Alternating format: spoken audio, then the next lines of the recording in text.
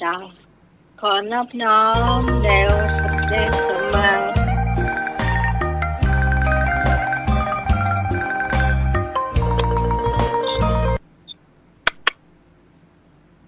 เจ้าขอนอบน้อมแด่องค์สมเด็จสัมมาสัมพุทธเจ้าพระธรรมเจ้าพระสังฆเจ้าอันเป็นสรณะที่พึ่งของหมู่เฮาทุกคนขอกราบนมัสการพระเถรานุเถระทุกรูปทุกตนทุกองค์ที่กำลังรับฟังรายการธรรมะเคยเครียดอยู่ในขณะนี้เจ้าขอนมัสการพระเทพประยัติเจ้าคณะจังหวัดเชียงใหม่เจ้าวาดวัดเจ็ดยอดท่ารามหลวงพ่อวัดเจ็ดยอดนะเจ้าฝ่าพระครูปริยัติปริยัติยานุศาสตร์ที่ปรึกษาเจ้าคณะอำเภอเมืองเชียงใหม่นะเจ้าอันนี้น่าจะบอกพี่น้องท่านสบายเนาะมันเหมือนเราไม่ได้รู้ชื่อเปิ่นเนาะจ้ะแล้วก็จะมีพระอาจารย์พระครูสมุยสวัสดิ์วรจิโจผู้ในวยการสถานีคลื่น104.50 เมกะเฮิรตซ์ผู้ในวยการสถานีของเรานะจ๊ะวันนี้ต้องขออภัยคุณผู้ฟังที่รอฟังเพลงวันนี้อาจารย์บ่ค่อยสบายนะจ๊ะวันนี้ต้องขออนุญาตเนาะเปิ้นบ่ค่อยสบายก่อนวันนี้จะบ่รบกวนเปิ้นนะจ๊ะ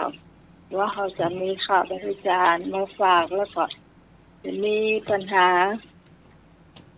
พุทธประวัตินะเจ้าจะมาถามกันแล้ววันนี้จะมีน้องเจเจแล้วก็มีพระอาจารย์เอารักให้หน่อยเนาะแล้วก็มีท่านสมัครนะเจ้ามาช่วยในรายการนี้นะเจ้าตอนนี้เชิญท่านสมัครก่อนนะเจ้าให้คุณผู้ฟังหน่อยเนาะอัญชลีวันทาอธิวาขอนอบน้อมแด่องค์สมเด็จพระสัมมาสัมพุทธเจ้าพระพุทธพระธรรมพระสงฆ์แก้วอันประเสริฐสูงสุดและพระอรหันตสาวกตลอดถึงพระมหาเถรานุเถระครูบาอาจารย์ทุกรูปมีหลวงพ่อพระครูปริยัติยานุศาสตร์หลวงพ่อพระครูสมุวิศวัตรและพระอาจารย์นิพนธ์วัดพระธาตุดอยสะเกษตลอดถึงอาจารย์สมณเณรเอาลักษ์นมัสการครับผมแล้วก็โยมพิสมัยหัวหน้าคณะธรรมะรายการธรรมะคลายเครียดนึเจ้านมัสการเจ้าลุงหน่วยตัวนึครับผมกรรมการครับเจ้าอ้ายเจเจตัวครับกับภาษาครับเจ้าและท่านผู้ฟังทุกท่านที่สดับรับฟังอยู่ทางบ้านทุกท่านขอเจริญพร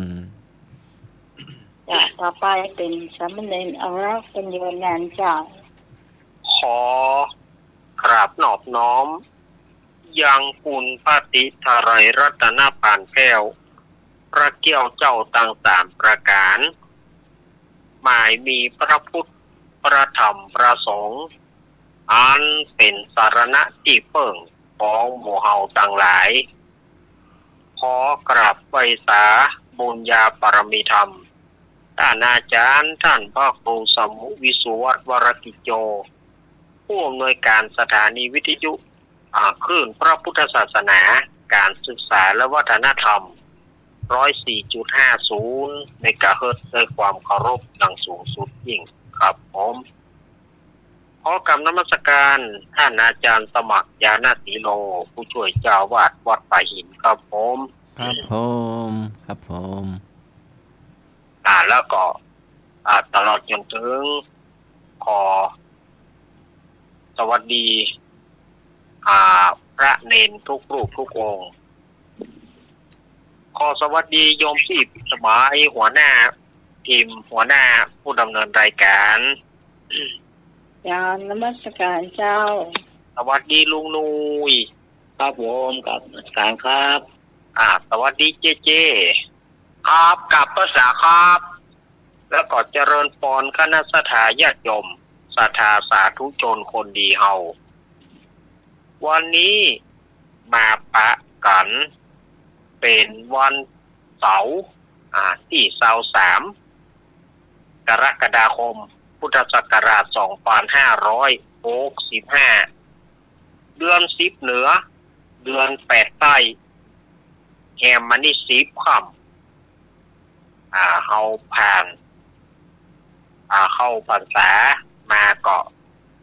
ประมาณ8-9 วันมาละเอาได้ผ่านเทศกาลเข้าพรรษาฤดูนี้เป็นฤดูฝนเข้าเต็มตัวเพิ่นเฮาว่าฤดูวสันตะฤดูเป็นกลางพรรษาที่เพิ่นบ่อนุญาตพระเนนไปจำวัดไปนอนค้างอ้างแรมที่อื่นแต่ถ้าจำเป็นก็ต้องขอลาไปอันนี้ได้เนาะในช่วงนี้เพื่อบ่ให้เป็นการเสียเวลาก็ขอเชิญท่านผู้ดำเนินรายการได้ดำเนินรายการลำดับต่อไปขอเจริญพรอย่างได้เลยเจ้าครับผมกับไว้สาธุขององค์เจ้าทุกลูกทุกองค์นะครับกับไว้สาธาครูสมุวิศวะครับผมพระกิโจครับกับไว้สาธาอาจารย์สมัครผู้ช่วยวัดเองนะครับผมเจริญพรกับไว้สาธาอาจารย์น้องรักขับวันโยนันนะครับสวัสดีลุงนุยครับสวัสดีพี่สมัยครับผมสวัสดีน้องเจแล้วนะครับครับสวัสดีแฟนมะใครแค่ทุกท่านนะครับผมครับนี่เอามาช่วยใครหัวดังๆนะครับนะคนตกดังเลยนะครับผมครับเอาวองเอาดังแล้ววองเพื่อตอบลูกหินฟังดู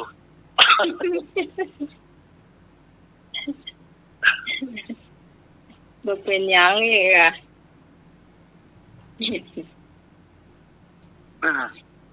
ต่อไปเป็นเจเนอะครับกับภาษาอาจารย์สวัสดิ์กิจโตเฮาเหมือนกันนะครับผมขอกับว่าภาษาอาจารย์สมัครเฮาเหมือนกันนะครับเจริญพรหนุ่มเจครับผมขอกับภาษาทุกคนที่ฟังขึ้น104ในเวียงแล้วขึ้น104วัดต่อหินในเวียงแล้วนะครับผมขอกับสวัสดีกับนันหนุ่ยบ้านน้ำท่วมตัวนักเด้อสวัสดีครับครับผมขอกับสวัสดีแม่แดงเฮาเหมือนกันนะครับแม่บูนเฮาเหมือนกันนะครับสวัสดีเหมือนกันครับผมขอกับว่าแสเน้นลอกเฮาเหมือนกันนะครับสวัสดีผมขอกับว่าแสตุลุงนวลโครูปหล่อเฮาเหมือนกันนะครับเจริญพรเจริญพรผมขอกับสวัสดีพ่อหลวงนานเฮาเหมือนกันนะครับโอ้โหดีผมขอกราบสวัสดีพี่ชิดสมัยบ้านดอนตันมะลิมเฮาเหมือนกันนะครับเจ้าสวัสดีเจ้าครับผมขอสวัสดีทุกคนที่ฟังขึ้น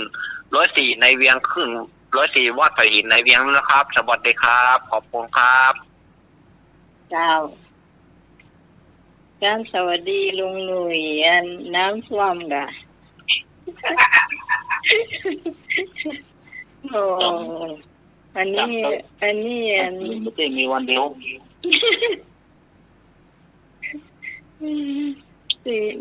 ศีลว่ะอันอาทิตย์ที่แล้วก็โดนราชาญเปิดเพลงน้ำท่วมแต่วันนี้วันเสาร์ก็ต้องโดนเจยอดเยอะหิมะ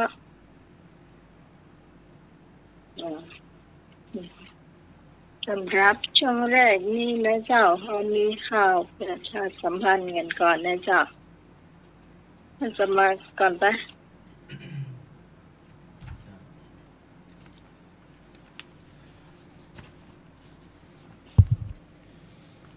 กำหนดรายการธรรมสัญจรรถด่วนขบวนพิเศษ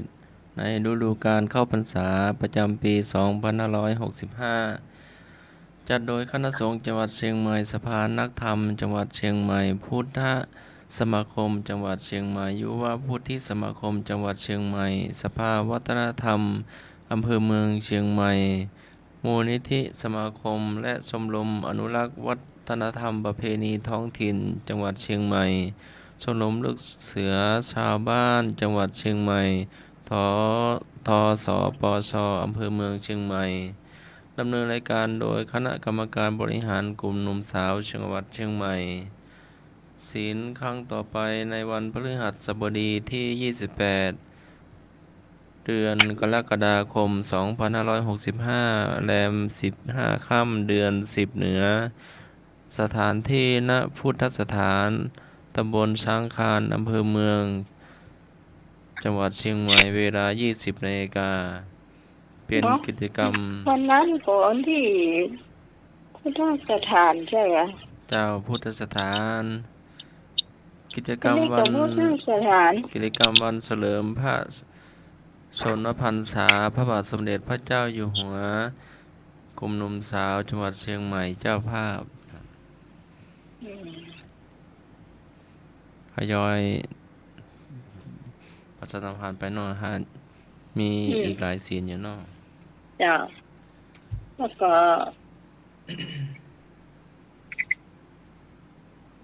เรียนนั้น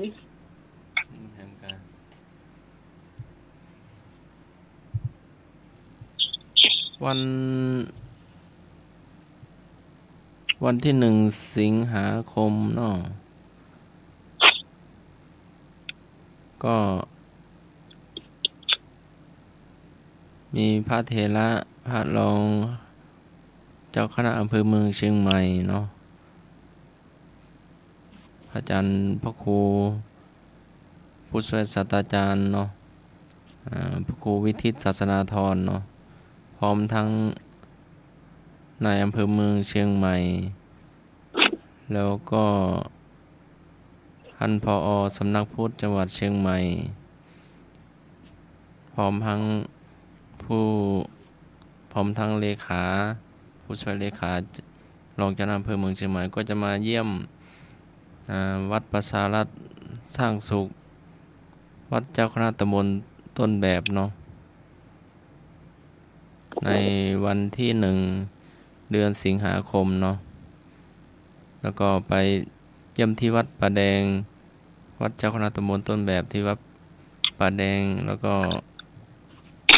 จะไปที่วัดผาลาดก่อนเนาะจะไปเยี่ยมให้กำลังใจเนาะแล้วก็จะมาเยี่ยมที่วัดป่าแดงก็โดยประมาณบ่าย 2เนาะหลังจากไปเยี่ยมวัดผาลาดมาเนาะก็มีหลายวัดหลายตำบลเนาะในอำเภอเมืองเชียงใหม่ที่ไปเยี่ยมมาก็เห็นมีวัดป่าคอยใต้วัดฟ้าห้ามวัดวังสิงคำเนาะ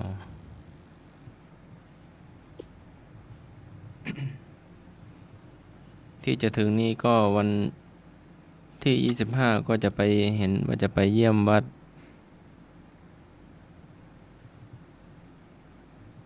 เจ้าคณะตำบลช้างเผือกป่าตันเนาะที่วัดป่าตัน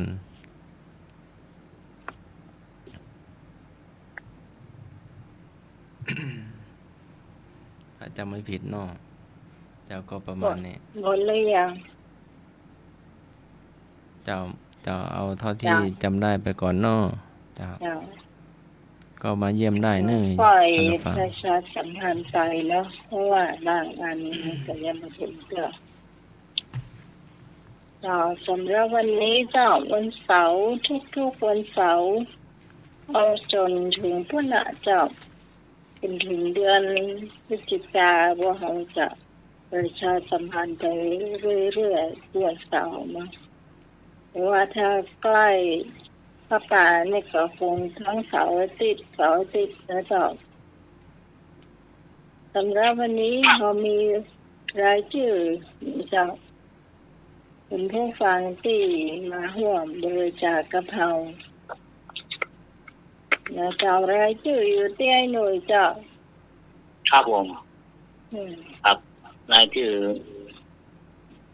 จนมารวมทำบุญก็ค่อยๆอ่านไปนะเจ้าอ่านเจอจ้านะเจ้าครับร่วมทำบุญพระป่าปีหน้าแล้วเนาะเดือนมกราคมที่15นะครับกำนันครับเตรียมน้ำเราไว้ให้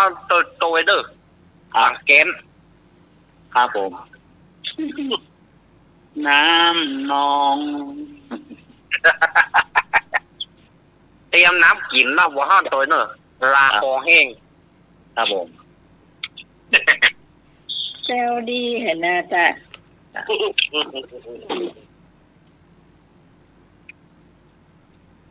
อ่านไปครับผมมีคุณแม่จันทาครับชื่นใจครับบททำบุญ1,000 บาทครับจันทรายนี้เปิ้นโอนมาแล้วเนอะนี่นะครับผมแม่จันทานี่ผมละคนฟังอยู่ครับแต่ว่าคิดแล้วเต่าแล้วคิดแล้วห่วยรับไปเนี่ยครับอาจารย์นิพนธ์ครับผมวัดดอยสะเก็ดนะครับร่วมทำบุญ2,000 บาทครับผมเจ้าครับนิพนธ์ดอยสะเก็ดแม่กาญจนา1,000 บาทนะครับ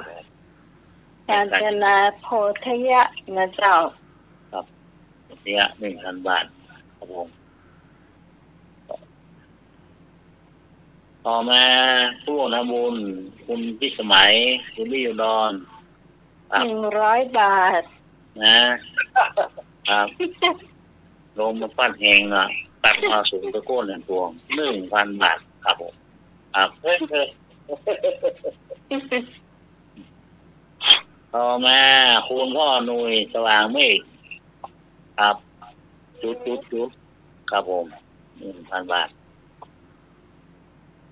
ครับผมทำบุญต่อมาคือแม่แดงว่าคอยต้านะครับครับร่วมทำบุญมา1,000 บาทแม่แดงรัตนาพรหมใจยาและเจ้าครับนี่ใจเกิน100เนาะเจ้าอันนี้ใจเกิน100เจ้าครบถ้วนต่อมาครับคุณแม่กรกมลเขยกลางดันทรายเอาหายนะครับเนาะร่วมทำบุญ1,000 บาทนะครับผมครับต่อมาท่านสมัครผู้ช่วยวัดไฟหินกาลสีโล1,000 บาทนะครับเจ้าครับต่อมาคุณแม่อำไพเรืองเดชนี่บ้านไม่หลีมัวโซลีนะครับซบลิมหลังกาซบลิมนะเจ้าครับ500 บาทครับร่วมทำบุญวัดไฟหินนะครับต่อมาคุณแม่ตองประวงสารพีครับผมร่วมทำบุญมา500 บาทครับเจ้าขอบคุณครับแล้วก็คุณแม่คุณพ่อบุญมีมั่งมูลครับ5 กล่องครับผมกล่องละ20 บาท5 กล่องเนาะกล่อง100 บาทนะเจ้าแต่บะหมี่นักก็หอมแบบนี้ก็ได้เจ้าเนาะครับต่อมาคุณพ่ออ้ายแม่น้อยนะครับหีบทองครับ 1,000 บาทนะครับนี่ไม่รีเหมือนกันครับสันโป่งนะเจ้าตำบลสันโป่งเนอะครับสันโป่งไม่รีครับแล้วผมคุณพ่อปันแม่คำนะครับแม่คำพ่อปันแม่คำนะเจ้าคำครับนี่ตัวร่วมทำบุญครับอันนี้เป็นคนไข้ติดเตียงนะเจ้าขอพ่อกับแม่เข้ารำนะครับจ้า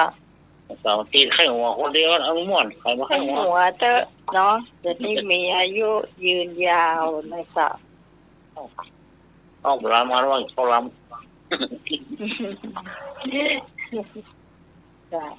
ครับมาสำเนียงนะครับ อาจารย์รักกับบรรยุนันท์กับกระปูนะครับจำนวนกระปูกับส่วนบุญ1,000 บาทครับผม เจ้า ส่วนบุญต่อมาคุณแม่สุรีนะครับเรือนใจครับ1,000 บาท ตรีเรือนใจเนื้อเจ้าบ่อสร้างสรรค์กับแปลงเนื้อเจ้า1,000เนาะ 1,000 บาทครับผม เจ้า เอามาคุณแม่พรปลาเศร้าครับแม่พรปลาเศร้าละปูนะครับ เจ้า 500 บาทครับผม เจ้า แม่พรปลาเศร้านี่ก็ใจร้อยหัวนะมัน ใจ ร้อย เกิน100เจ้า ครับคุณพ่อมานิดกับคุณแม่ศรีพันธ์ครับผม อันนี้ประธานของเขา และ เจ้านี่เปิด นะ บอก ครับ ยังบ่ต้องประกาศเจ้านี่เพิ่นบ่ต้องประกาศอันสะสมสตางค์เกือเนาะ ครับ นี่เพิ่นเป็นประธานให้เนาะ โอ้สาธุค เจ้า รับ เจ้าบ้านรู้สึกว่าบ้านจะอยู่ทางยางครามบ้านยางครามตำบลยางครามเนี่ยเนาะ ตำบลยางคามโดยหล่อ เจ้า ครับ พวกมานิดแม่พันกิตาดู เจ้า ติดตาดูนะครับ นามสกุลกับบ้านให้เปิดนะ โอ้ครับ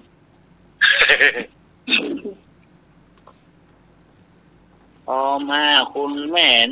น้อยครับคุณแม่น้อยสารกลาง จูพินหอมมาลาเจ้า มาลาครับผม1,000 บาทครับ เจ้า ไม่น้อยนี่แฟนพันธุ์แท้ครับ เจ้า ต่อมาที่คุณแม่อาลีครับสั่งแปลงครับ ต้น 500 บาท เปาเจ้าต้นเปาสันกับแตงเนาะ ครับ500 บาท เจ้า นี่ ขอบคุณมากนะเจ้า ให้โปงปากซาง ไอ้โถปลาซางนะเจ้า โปงปากซาง300 บาท เจ้า นี่มีคุณแม่สุกแก้วครับ แก้ว คำอ้วน รามเนี่ย คุณ 500 บาท แม่สุกแก้วคำอ้วนนะเจ้า ครับ500 บาทครับขอบคุณ โพธารามนะเจ้าสารปีนะเจ้า คุณ ขอบคุณนั่งนะเจ้า ทุกคนทำมานี่ขอบุญรักษาครับท่านทุกองค์ครับ สำหรับต่อไปจะเป็นรายชื่อของคุณผู้ฟังที่ร่วมค่าอาหารการกินนะเจ้าแต่นี้เราก็ยังขาดอยู่แต่จะห้อมจ่ายอย่างก็ขอเชิญนะเจ้า ครับผม ท่านแรกก็มี คุณแม่จันทาครับ เจ้า ชื่นใจครับนี่ค่าอะไร 500 บาทเจ้า ครับผม500 บาท มาแม่น้อยมีทองครับ เจ้า ให้ทองมาเนาะ เจ้า ร่วมพัฒนา500 บาทตำบลสปานะครับ เจ้า ทหาร ทหารเจ้า แม่สุรี500 บาทครับ เจ้า ทหารแม่กองกำมล500 บาทครับผม เจ้า สมัยสุรีดอน500 บาท เจ้า ก็มีสว่างเมฆ500 บาท เจ้าแล้วก็มีพี่น้อยหมอ ยุพินหอมมาลาครับเพิ่ม เจ้า มา พี่น้อยสารกลางเนาะ ครับผม รวมแล้วก็ยัง3,500อยู่นะเจ้าแต่ยังขาดไปอยู่เนาะขาดไปอยู่ อ๋ออนุโมทนาทุกท่านทุกคนนะค เจ้า รับ ก็คิดว่าเห็นเขาก็คงจะทำไปเรื่อยๆประกาศไปเรื่อยๆเลยจ้ะคุณผู้ฟังจะหอม เป็นกองก็ได้นะเจ้ากองละ20 บาทเนาะมีนอกมีนักก็หอมนักมีน้อยก็หอมน้อยจ้ะ ครับ แล้วแต่คุณผู้ฟังเนาะทำได้บังคับนะจ้ะ เอาเอาตามเจตนาของท่านก็แล้วกันเนาะพูดตัวเองเนี่ย ท่าน หน้าคงหายเห่าอ่ะเนี่ยมันเห่าอย่างพวก เออ มาวัดหน่อยเนี่ย เนี่ย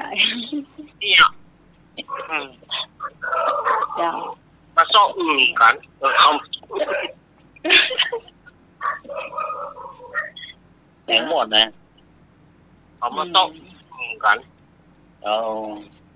ก็ควรจะหมดจองสำหรับรายชื่อเนาะ ครับที่โมแล้วครับ ต่อไปเราจะมาถามปัญหานะเจ้าพุทธประวัติกันนะเจ้าวันนี้ขออภัยคุณผู้ฟังที่รอฟังเพลงวันนี้พระอาจารย์พระครูสมุวิศวรรณวรกิจโจเพิ่นบ่ค่อยสบายเนาะต้องขออภัยเนาะ อย่าหายมึงเนอ จ้า ผมบอกโอ้ยพรเมื่อกันนะครับ ขอคืออาจารย์สุวัสดิ์หายเวิร์นเมื่อกันนะครับ ครับ เจ้าขอบคุณแทนท่านอาจารย์สุด ขอสักครู่เนาะ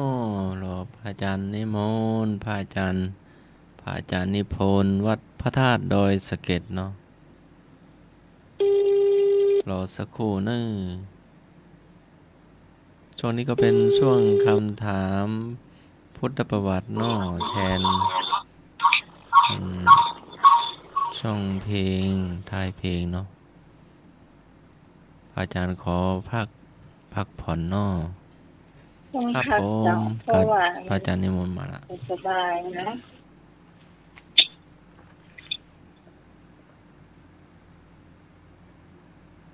จิตนิวัยศาสตร์ของสามารถเป็นองค์พระรัตนตรัยขานฟ้ากับนวัตการท่านผู้อำนวยการสถานีพระครูสมุวิศวะวรกิจโยแล้วก็ขอนมัสการท่านอาจารย์ธรรมะ ครับ สวัสดีสมุรับ โอม เจริญพรโยมพิสมัยผู้จัดรายการเจริญพรโยมนุ่นครับผมครับสามครับเจริญพรโยมพรปัสเจ้าแม่แดงรัตนาแม่บุญศาสตร์ก้อมแม่น้อยสารกลางเจริญพรโยมกรกมลดอยน้อยพัฒนาแล้วก็ญาติโยมธรรมะกายเครียดทุกท่านขอเจริญพรกราบนมัสการครับวันนี้ก็มาต้นรายการหน่อยเนาะ จ้า เราสับก็ขอเจริญพรอาจารย์กุลวิทย์วันตาท่านอาจารย์ผู้สอนอยู่วัดเจ็ดยอดรับฟังอยู่เพิ่งออกรายการไปเมื่อกี้นี่ ฟังกันหลายคนนะที่วัดเจ็ดยอด โอ้ได้ไง ก็ตามมาบอกเมื่อกี้ไงเขาบอกว่าเอาเต็มที่คุณลุงเอาเต็มที่เลยว่ะ จ้า วันนี้พุทธประวัติออกเกณฑ์ท่านพระอาจารย์พระครูสมุวิศวัตรเนาะ จ้า ท่านครูไม่สบาย เจ้า เป็นอะไรไม่รู้โควิดหรือเปล่า เรื่องอะไร จะปีฝ้าจะอ่านกะโอ้ เขาก็เป็นทั่วบ้านทั่วเมืองเลยโยม ธรรมดาไปแล้ว งั้นก็ไม่นอกเรื่องแล้วเอาเข้าเรื่องดีกว่าเนาะพุทธประวัตินักธรรมโททำศึกษาชั้นโท ยกเลยเอาอีกได้วะนี่ท่านโทปุ่น ครับว่าข้อหนึ่งนะว่า ผู้ใดเห็นธรรมผู้นั้นชื่อว่าเห็นเราพระพุทธเจ้าทรงตรัสแก่ใคร ก็ไก่พระมหากัจจายนะขอไข่พระวัตริคอควายพระพาหุละพากุละงองูพระลาหุนผู้ใดเห็นธรรมผู้นั้นชื่อว่าเห็นเราพระพุทธเจ้าตรัสแก่ใครกอไก่พระมหากัจจายนะขอไข่พระวัตริคอควายพระพากุละงองูพระลาหุน พระลอตเตอรี่ ครับผมเอาขอไข่ครับผมพระวักกะลิขอไข่ ทำไมมาตามกันอย่างเงี้ย ไม่รู้อ่ะมันดูว่ามันจะเข้าหรือว่ามันจะเป็นเหตุเป็นผลกันนะ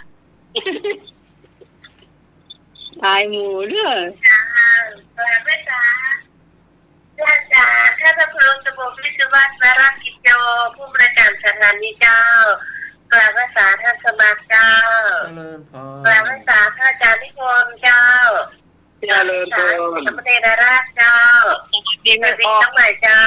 เจ้าสวัสดีเจ้า สวัสดีลุงหนุ่ยเจ้า ครับผมสวัสดี ส ค วัส รับ ดีน้องเจเจเจ้า ครับขอ เรียกทุกท่านเจ้าพี่พร ครับสวัสดีมังกร ขอไข่เนาะ มาลิเจ้า ขอไข่เจียวอย่างขอไข่เหมือนกันครับขอไข่เหมือนกัน ขอไข่เหมือนกัน อ้าว ตามมา หนูจะเอาไก่กู หน่วยขอไก่เนาะ ครับ ครับ หนูเอาไก่กู ไงบอกว่าเนอะเอาหมดละอ่ะ เชิญแม่ท่านทุกองค์นะครับ โอ้แม่ละสายที่ เจ้า เจ้าพี่ฟังจะขอใครนะเจ้า ฮัลโหลวันนี้มาเจ้าให้ เอาขอไข่ เอาจ้ะ ยายพรข้างกับแปลงวัดสู้ๆเขาเด้อตอบได้ก็ยายพรมันเหรอยายพรเจ้ายายพรข้างกับแปลงวัด ขอไข่เหมือนกันเนาะเจ้า สวัสดีครับ โอ้มาแล้วผู้ช่วย ป้าขอไข่กันเนาะ เจ้า ผมเอาตาโคครับวัน กำนันก็ช่วยไปช่วยกำนันนุ่ยครับน้ำท่วมบ้านด้วยก็ช่วยไปช่วยกำนันนุ่ยครับ เจ๊ไปช่วยหาน้ำปานี่หนุ่ย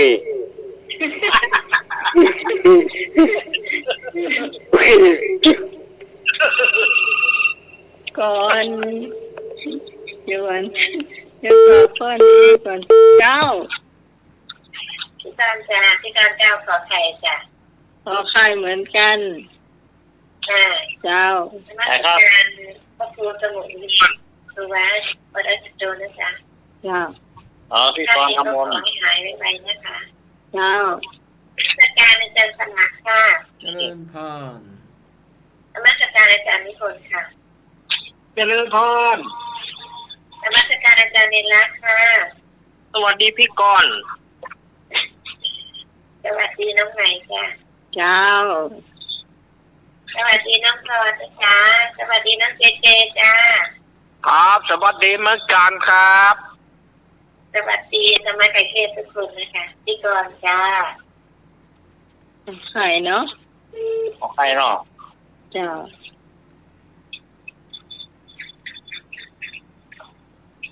มาคุณผู้ฟังท่านไหนจะตอบแถม เลือกเอาคอควาย อันนี้ เดี๋ยวนี้เหลืององูอยู่ งองู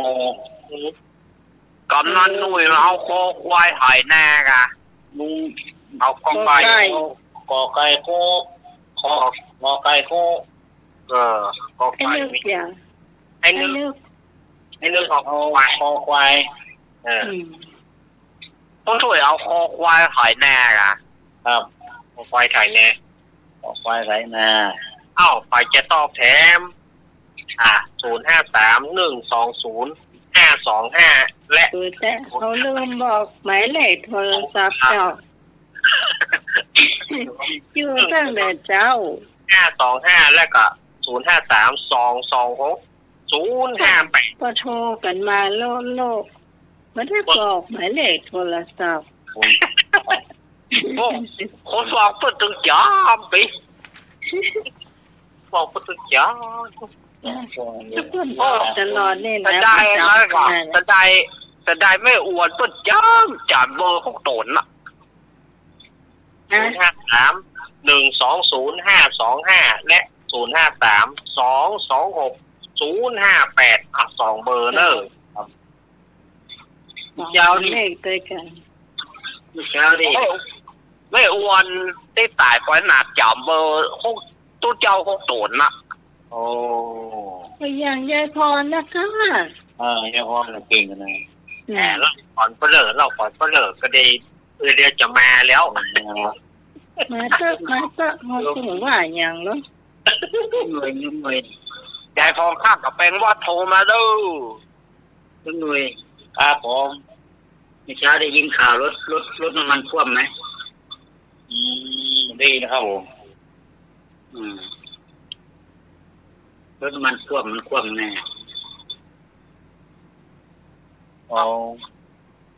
ผมก็ท่วมแบบท่วมมันไงล่ะเนาะ รถทางน้ำมัน โอ้มันท่วมโอ้โหก็หรอกถ้ารถนี่มันรุ่นไงของปีนเนี่ยสวยปีนที่ลิ้นล่ะมูจักก่อนแค่ทับบังตาเลยนี่ อย่างจะไปเอาน้ำมันปืนกับเราสิไง โกยมันปิ้นเชลินอ่ะน้ำขึ้นอ่ะ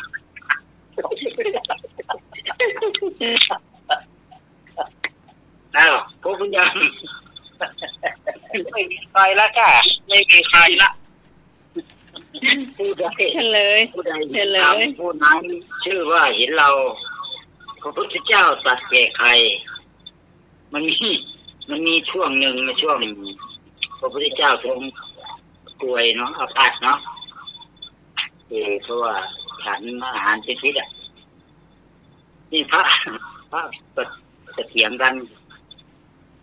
พระอยู่เมืองไหนเขาเนี่ยพระพุทธเจ้าเนี่ยพระนางตาเนี่ยอยู่เมืองไหนพระกลิก็เถียงกับพระทั้งหลายว่า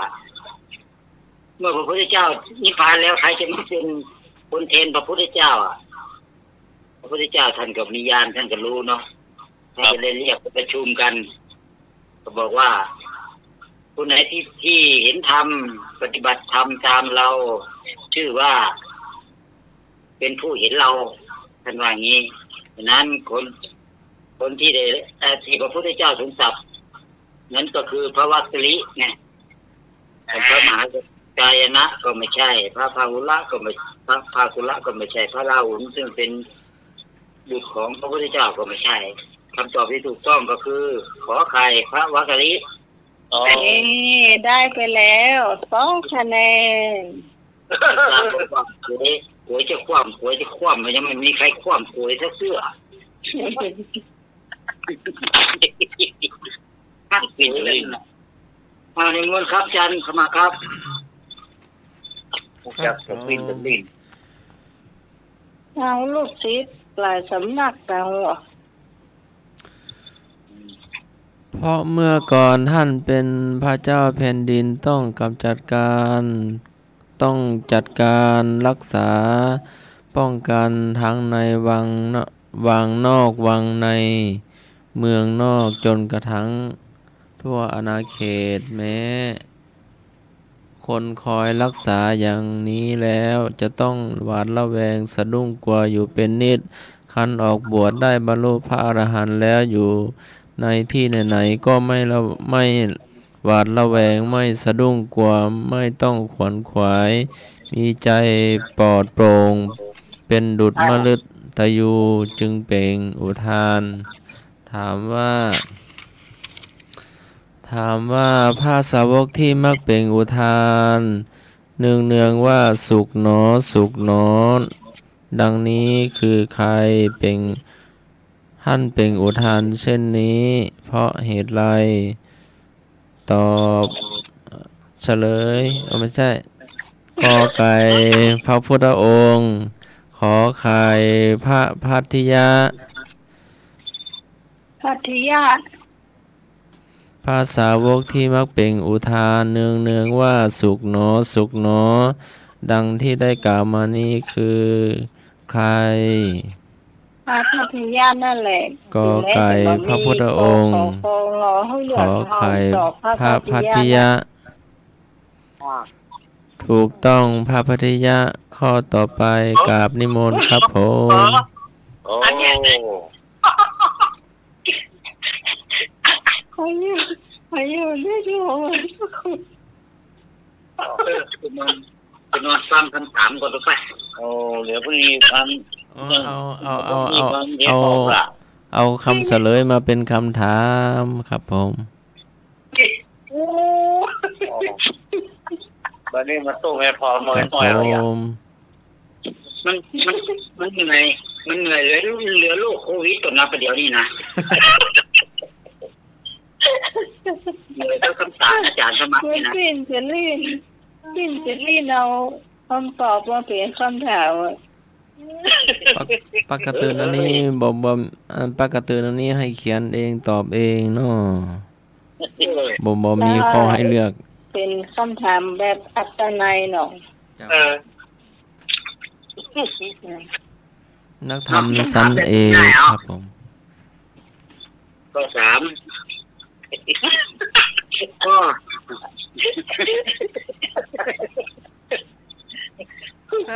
บางค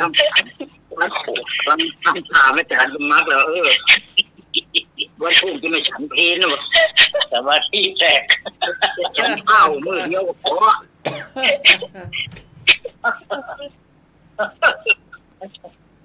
แต่ว่าที่แตกละข้อ 3ข้อใดเป็นอานุภาพของพระปริตก็ไก่ร่ำรวยก็ไก่อายุยืนคอควายไม่มีโรคมีภัยงองูเจริญด้วยยศถาบรรดาศักดิ์ก็ได้เป็นอานุภาพของพระปริตก็ไก่ร่ำรวยก็ไข่อายุยืนคอควายขจัดทุกโรคภัยงองูเจริญด้วยลาภยศถูกสรรเสริญขอควาย ไปครับผม เอาควายเอาละมาละเจ้า ผมว่าครับ คอควายเจ้า มาแล้วสนานปานปืนขอควาย คำถามของท่านสมาชิกกำลังจะโพสต์มาเฉลยแล้วค่ะ จะโลกขอ กันนะครับ นึกคอควาย จะตอบเองกัน เอาควาย เป็นบอกว่าควายเนาะ เจ้า ครับ เจ้ามาแล้วไม่บุญ จ้า ไม่บุญครับ แม่บุญ เป็นโมครับ ถ้าเนี่ยมาแล้วภาษาเสือกำลังก็ ตอบเลยมีสายตัวมาเด้อ เจ้า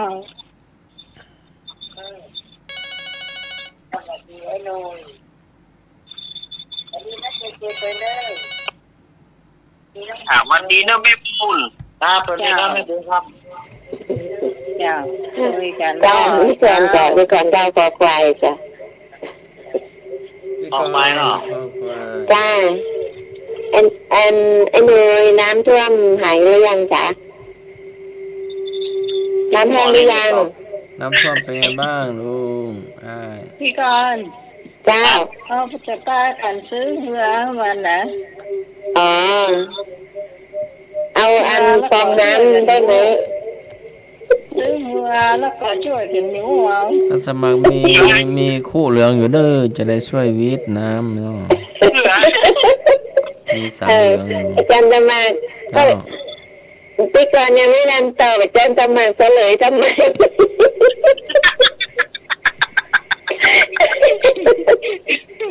กำลังตั้งท่าอยู่ อ่า วันนี้ไม่ใช่วันข น อง มั เรา สการจ้า วันนี้ไม่ใช่วันของเรา เจเจอะอย่างเจเจรับแล้วไง ยังครับ เอาตัง คอควายครับ ขอควาย อย่างเสียงพวกมันหมดแล้วรับแล้วกันยังครับ เจ้า โอ้มาตรวจอะไรอีก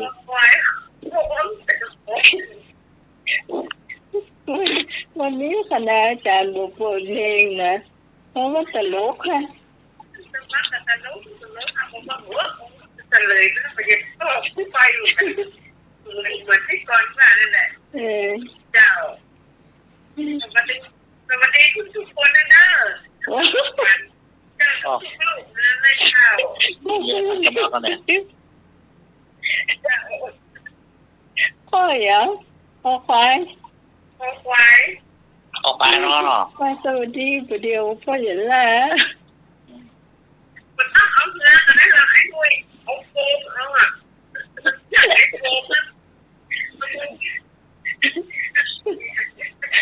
ไอ้หนุ่ยมันตัวใหญ่ด้วยโฟมจะจมบอก โฟมอย่างเนื้อนะ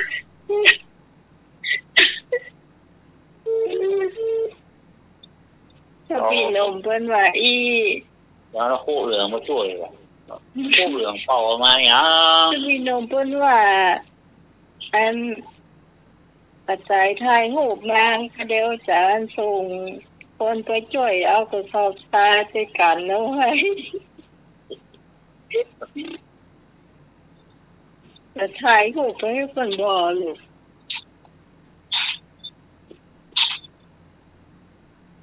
ก็ เอาต่อไปเลย รถแก๊สอีลูกว่าแย่เพิ่งหมดมีรถแก๊สมาเห็นว่าเมาน้ำท่วมด้วยอ่ะ ท่านสมัครตอบฝอฝน สหาตี้สหาตี้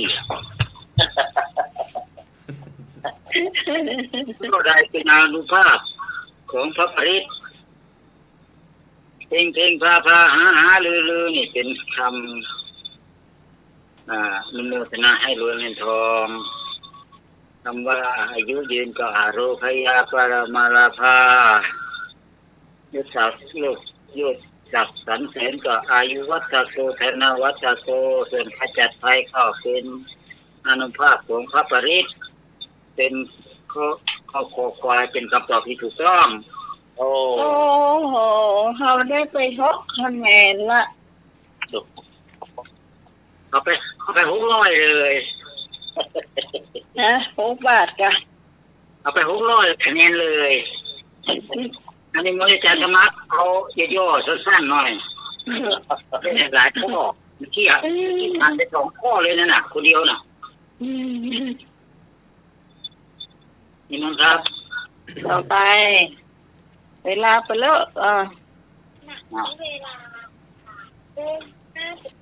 ตกไปแล้ว3 ทุ่มไปอยู่ สันทัศนาอธิบายให้แจ่มแจ้งให้เข้าใจชัด สมาทัปปนาชวนให้มีแก่ใจสมาทานคือทำตาม สมุตตาเชเตชนาชักนำให้เกิดอุตสาหะอาถรรพ์ที่จะทำสัมปหังสนาพยุงให้ล่าเริงในอันธรรม เป็นหลักธรรมของท่านใด ก็องค์แสดงพระธรรมเทศนา ขอพระพุทธองค์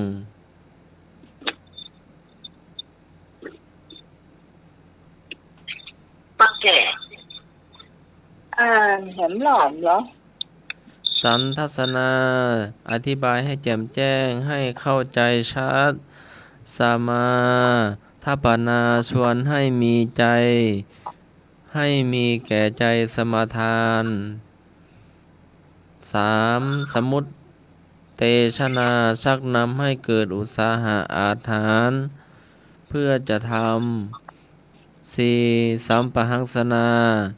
พยุงให้ล่าเริงในอันธรรม ถามว่าเป็น เป็นอาการที่ได้กล่าวมานี้ แก่ท่านใด ก็พระพุทธเจ้า ขอองค์แสดงปฐมเทศนา องค์แสดงพระธรรมเทศนา ขอไข่ ขอไข่ไหมก็นอก น่าจะเป็นขอไข่ ขอไข่ไม่รับ เจ้าน้องไหนพี่บอลขอไข่เจ้า เจ้า ขอไข่ เป็น มา อาการทั้งสี่อย่าง เป็นอาการ เจ้าสวัสดีเจ้า น้องไหนน้องไหนเลย เจ้า แม่บูน แม่บูนอก เจ้า แม่บูนตอบข้อไหน ขอไข่ ขอไข่ ขอไข่ในเล้า ครับ จ้าพี่กรเจ้าขอไข่จ้า ขอไข่ เจ้า เต่าไหกันไป เจ้า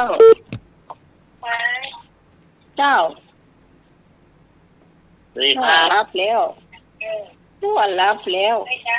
ไปเจ้า ไม่เหนื่อยไม่หัวไม่แดง เอามาได้เลย ไปเดี๋ยวปล่อยดอนตาลมาหันรับเลย ถ้ามานี่น้องไหม เอ้ย ไปดับกันนะ เจ้า ถ้าโดยน้ำไหล แม่แดง ไปสมดับเสียแต่เอ้ย ไปสมดับ แม่แม่อุ้ยแดงตอบข้อไหนขอ ต่ ไข่ อไปเจ้า การปุ๋ย เจ้า เจ้า เจ้า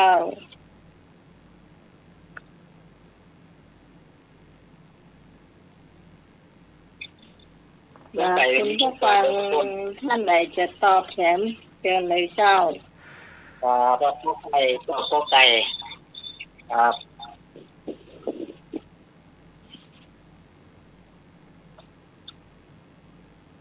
ยังมีข้อไหนผมขอไฟครับผม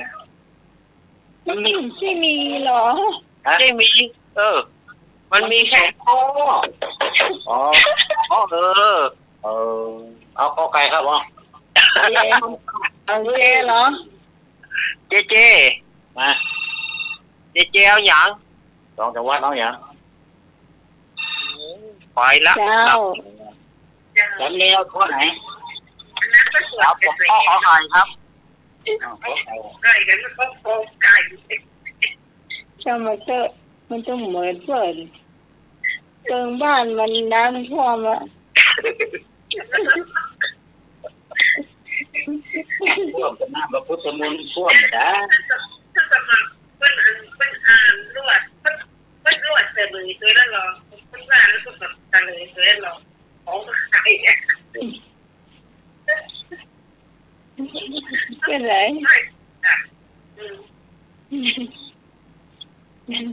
โอ้โห ข้อไหนเลย ทันอู้อ่ะ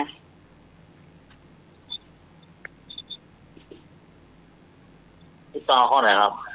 ขอไข่ ข้อไก่เนาะโอ้ยาวไปเยอะเลย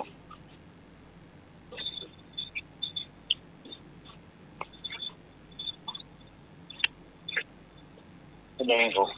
ขอไข่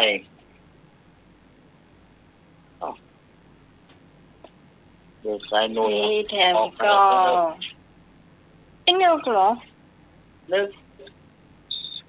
ผู้ช่วย ให้นึกมาแม่เตื้อ ที่มาเหรอ แม่ก็ ยังครั มา บ ก็ ยัง มาได้ยินแวบ ที่มากัน ๆข้อไหนอ่ะข้อหนึ่งบอกขอไข่ครับเนาะ ตัวเลขตัวโค้ไข่โค้ไข่ปุ๋ยคว่ำปุ๋ยคว่ำลุกไปแล้ว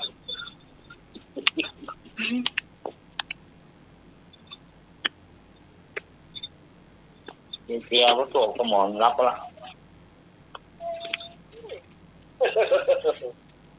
สงสัย เนี่ย มาก่อนเปิดลงก่อนเปิด เอา อัน เปรี นี้ ยบ ต่างมาลง เนี่ย สันทัศนาอธิบายให้แจ่มแจ้งให้ชัดให้เข้าใจชัดเจน สมาทัปปนา ส่วนให้มีแก่ใจใช้ให้สมาทานทำโดยทำตาม สมุตตเตชนา ชักนำให้เกิดอุตสาหะอาถรรพ์ที่จะทำสีปะหัง สัมปะหังสนาพยุงให้ล่าเริงในอันธรรมต่อพระพุทธองค์ทรงแสดงธรรมโปรดทบริษัทด้วยอาการสีถูกทุกคนถูกก่อน พี่ถูกดิช่วยกันตอบมันให้หนูอย่าตอบกอไก่ ก็กลาย ต เป็ อน น นั้นต พุท อบ ธ กอ เจ้า ไก่หมดละ ตอบพุทธเจ้าบ่ใช่กะ ก็ข้อไหนมันถูกก็ว่ามาเลย ข้อพระพุทธองค์ พระพุทธเจ้าทรงแสดงธรรมโปรด แต่มั พุ น ทธบ มัน ริ คื ษัท อก ด้ อ วยอา ไก่ การ หรือว่า สี่ ขอไข่ล่ะ เป็นข้อถูกก็ มันคือกอไก่หรือขอไข่ ขอไข่นี่เป็นพระอาจารย์ที่แสดงองค์พระธรรมเทศนา แสดงพระธรรมเทศนา มันขอให้หน่วยถูกคนเดียวอะค่ะ ลุงหนุ่ยตัวพระพุทธองค์ไปเนาะ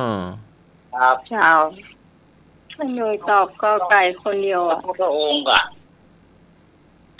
ตัวพระพุทธองค์ไปฟังพระธรรมเนาะ นอกนั้นเสร็จ นึกว่าตัวพระอาจารย์องค์พระแสดงพระธรรมเทศนา เจ้ากราบนิมนต์พระอาจารย์ข้อต่อไปครับผม เอาครูเกินอธิบายหน่อยครับจะพีแล้วเนาะ เอาคำตอบมาเป็นคำถามขอกราบขออภัยเนาะ เอาสิเป็นคำถามเดี๋ยวเอาคำถามกลับไปเป็นคำตอบ ก็ที่อะไรแล้วนี่ก็ที่เนาะที่ ข้อ ก็ สี่ งาน ข้อห้าแล้วก็ ข้อใดไม่มีอยู่ในศีลแปดฟังดีๆนะข้อใดไม่มีอยู่ในศีลแปดข้อไก่ปานาติปาตาเวรมณีขอไข่อธินาธานาเวรมณี สอง ขอควายกามีวิชาจราเวรมณี สาม งองูมุสาวาทาเวรมณี สี่ ก็ได้ไม่มีอยู่ในศีลแปดก็กายปานาติปาตาเวรมณีขอขายอธินาธานาเวรมณีขอควายกาเมสุมิชาจราเวรมณีงองูมุสาวาทาเวรมณี ข้อ ข้อ ไป ควาย ใช่ เจ้า เจ้าเว้ย นี่ คอควายจำไม่ได้เจ้าแบบ อันนี้ แต่เจ้า อันนี้แบบพลาดแม่ ขอควายเนาะ เจ้า คุณหน่วยว่าข้อไหนอ่ะ ผมงองูครับ มูสานะไอ้หน่ย กินแปดอ่ะกินแปดนี่หรอ พี่กรณ์ค่ะพี่กรณ์ก้าวขอไฟค่ะ เจ้า ไม่หรอ หวยจะล่มก็ไม่เป็นไรอะค่ะอาจารย์พลตะลุงนิพนธ์อะ อันยาทานน้ำแดงบุญเลิศ อันกันตะกี้ได้ยินอาจารย์นิพนธ์บอกว่าตะลุงเอาเต็มที่อะไรอย่างนี้ไม่ใช่เหรอคะเนี่ยก่อนเข้ารายการ แม่น ก่อน ใช่ไหม แม่ ผมปิ้นตะลีนอ่ะ ขอโทษนะอันเรียกตะลุงนิพนธ์กันแล้วกันเนาะ เดี๋ยวจะเรียกสุตี้ไป โอเคครับ ผมปิ้น มาแล้วมาแล้วมาแล้ว โอเคครับ มาแล้วไอ้เนี่ย กันนั้นในนี้ผมจะวกออกไป จะพกคอไก่วะ ผมนึกคอไก่โค เจ้า เดี๋ยวมันคุยกันว่าไอ้ควายเข้าเล้ากันจะเอากอไก่อะบอส นะเอาข้อไหน เอาข้อคอควายน่ะกะ เจ้า ไม่หรอ อันนี้บอกพลาดแน่พลาดแน่อันนี้นะรับรองเจ้าสามารถเอางงน่ะกะ เป็นปินเดลี่บ่ลูกเอาคำถามมาเป็นคำตอบอ่ะ เจ้า มันก็จัดอันนักเกมเลยท่านประมาณนะ ได้หรอ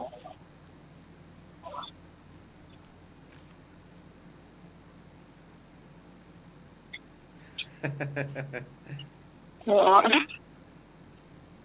จะเก็บตัวเมาหัว โดยพระพุทธองค์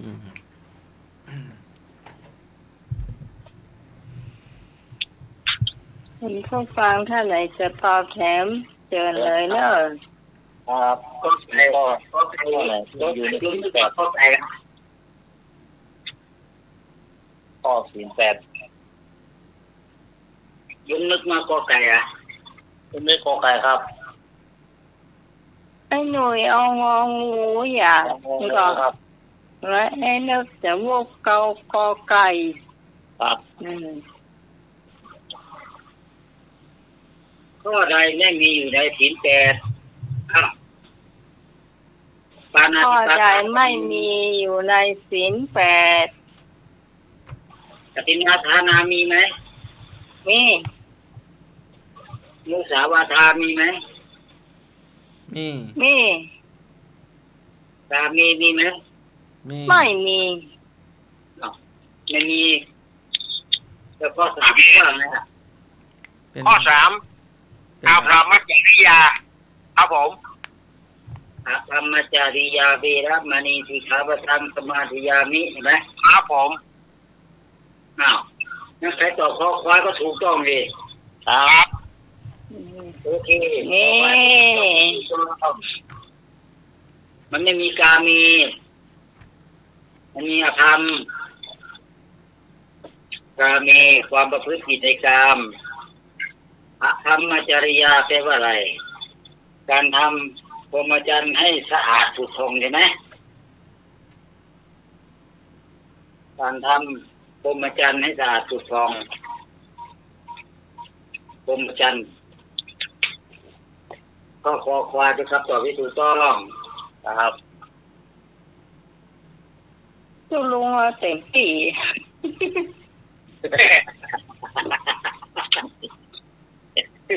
คือลมจะเป็นลมต้องทำเรียบเลยครับก็ต่อไปครับ เราจักไม่ชูงวงเข้าไปสู่ตระกูล พระพุทธเจ้าตรัสสอนพระเถระใดก็พระอัจฉริขอพระสารีบุตรขอพระโมคคัลลานะงอพระอานนท์จอ ฝนมันตก อืม คือพ่อหมอกกลานะ ถูกต้องกราบนิมนต์พระอาจารย์นิพนธ์ข้อต่อไป โอ้ยอย่ามากินหม้อ กูต้องรู้ว่าคนอื่นได้ตอบเหรอ มาคนละเรื่อง เอายังไม่ได้ก็หาพักครับเลยอาจารย์สมาคนอื่นไม่ได้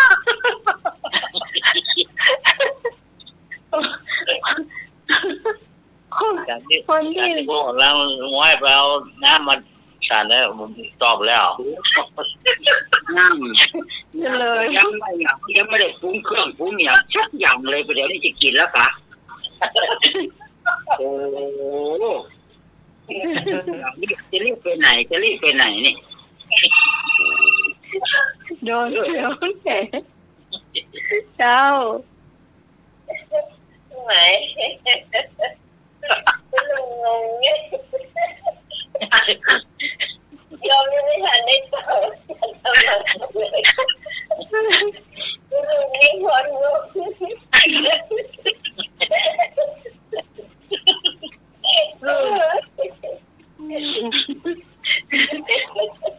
น้องไหวว่าคนผู้ฟังกำลังแนกดโทรศัพท์เฉลยแล้วว่า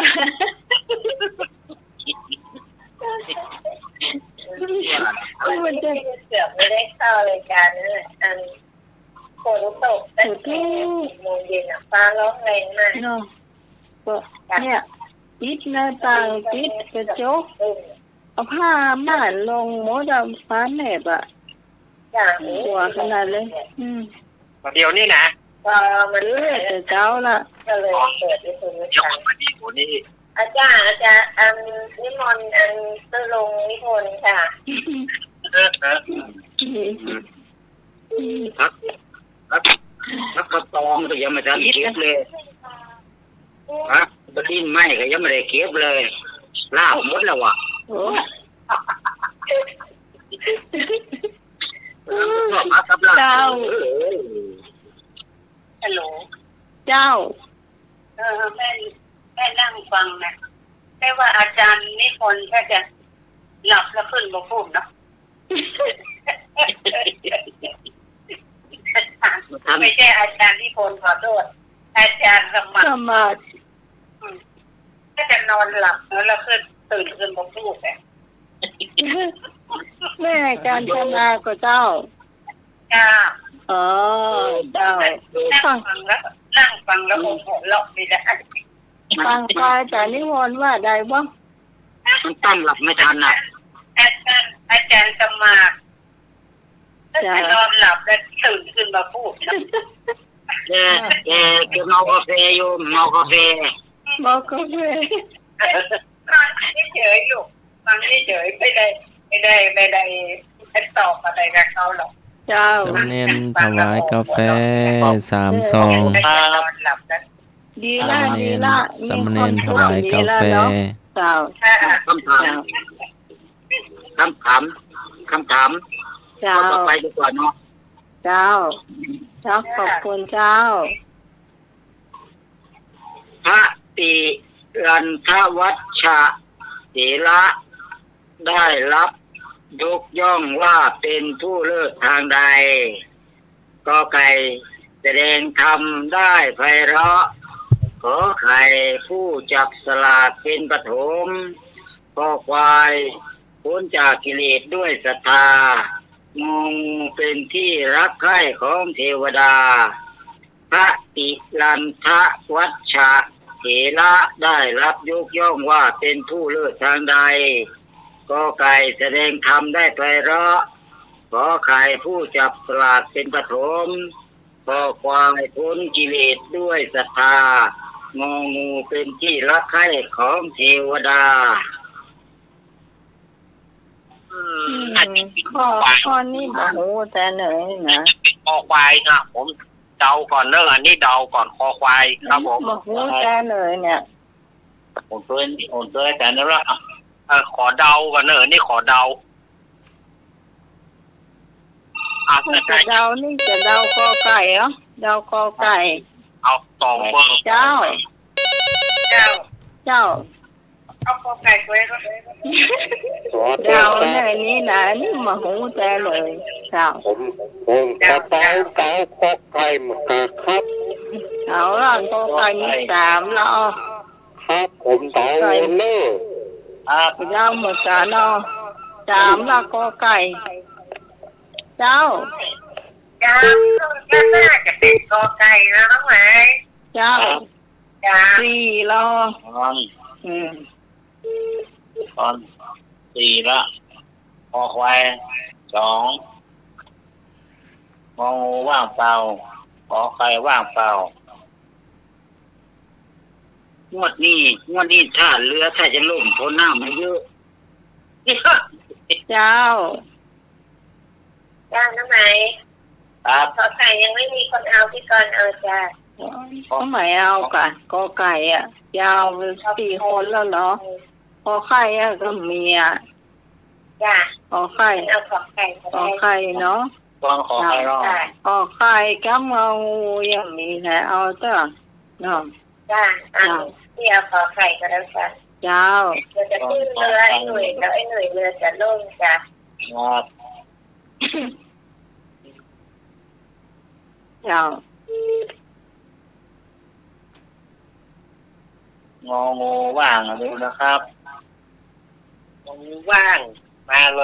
ย งองูมาเข้าขวานเด้อ 053 120 525 และ 053 226 058 ไปชั่วโมงป่ายนี่เขาบอกเคยบอกไปเลยโทรศัพท์เลย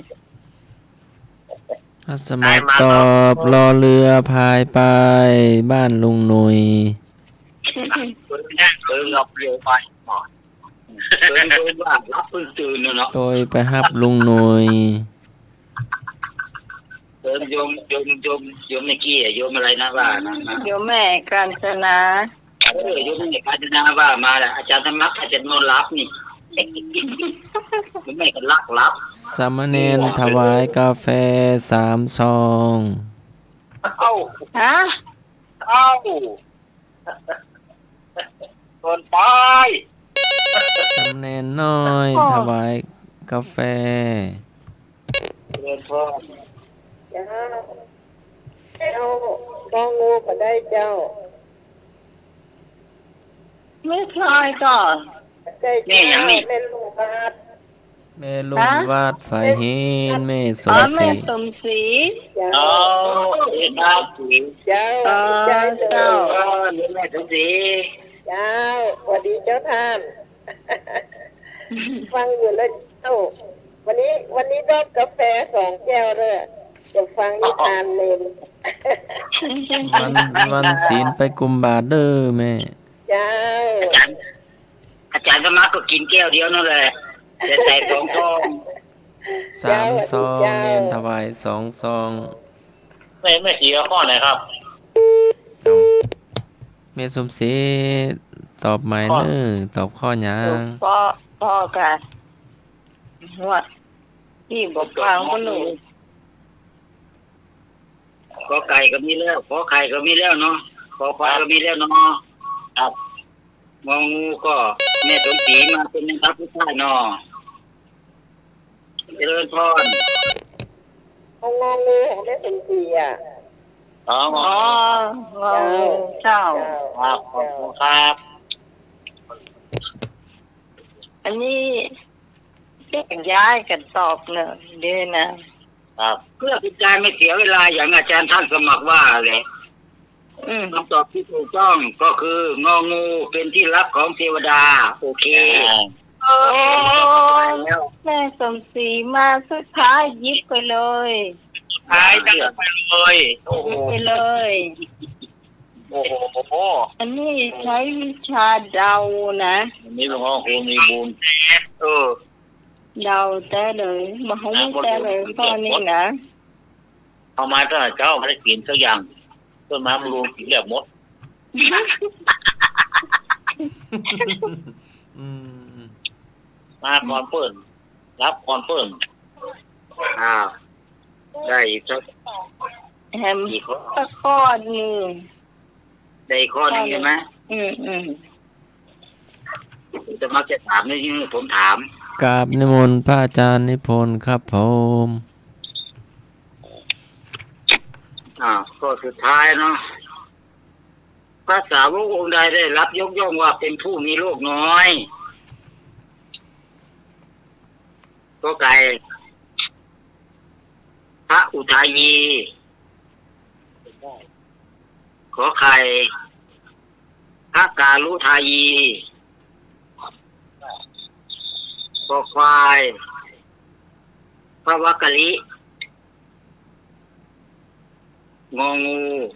พระทากุละ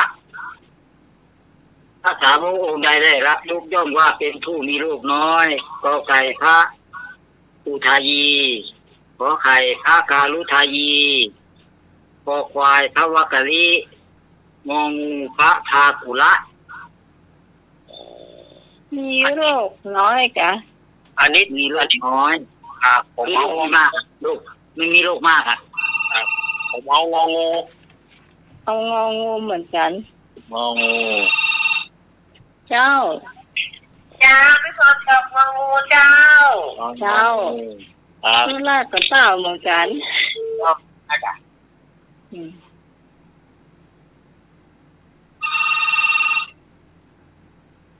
เจ้า จ้าพี่คนเจ้างองูจ้ะ งองูก่อน เมื่อกี้ตอบอันแทนแม่เมื่อกี้ถึงจะบอกอาจารย์สมัครว่าอาจารย์สมัครเมาอ่านหนังสือ เนาะไปส่องพ่อเนาะ ในยูทูบด้วยจ้ะ ไปส่องพ่อมอหนังสือ จ้า ว่าเป็นว่า เจ้า เอาข้อความกำลัง ควาย เอาข้อความกำเนาะ ผมนึก พระพระกะหามก ควายเนาะ ำ นึกรูปรอเจ้าไห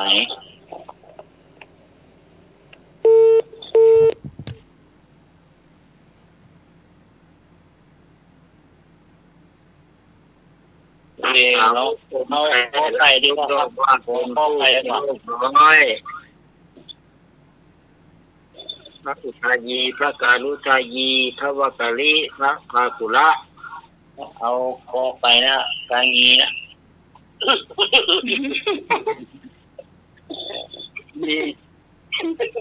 มีสองคนนะครับ มันมีอะไรมีสองคนพระอุทายีพระกาลุทายี เอางีผู้แบ่งนะ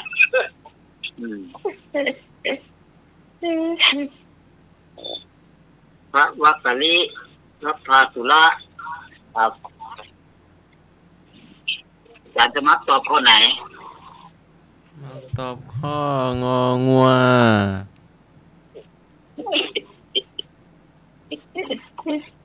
งองู หัว อาจารย์สมัครกินกาแฟยี่ห้ออะไรอาจารย์สมัคร 3 ยี่ห้อจำบ่ได้ครับ เจริญพร สวัสดีค่ะ นี่แม่บัวลอยนะคะ มาตอบข้อขอไข่ค่ะ ครับ นี่จ้างไหนเจ้า แม่บัวลอยหลังวัดท่ากระดาษ แม่มาลาวัดท่าก แม่ ระ บัว ดา ลอ ษ ยแม่บัวลอย แม่บัวลอย อ๋อแม่บัวลอย ค่ะ แม่บัวลอยสวัสดีนะเจ้า สวัสดีทุกคนนะคะ เจ้า ครับ นี่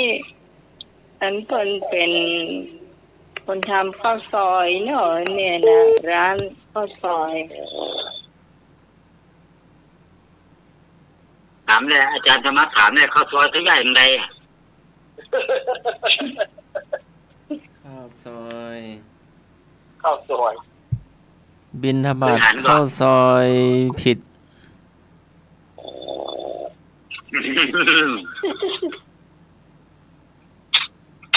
เสียชื่อเสียเสียงหมดเลยคนภาคอีสานมีอะไรดีขึ้นไม่รู้จะบอกจะสอนยังไงล่ะ สอนยากสอนเย็น เสือยอดเสือเชียว ไอ้พูดไอ้สิ่งที่เขาไม่รู้นะครับเก็บไว้มั่งอาจารย์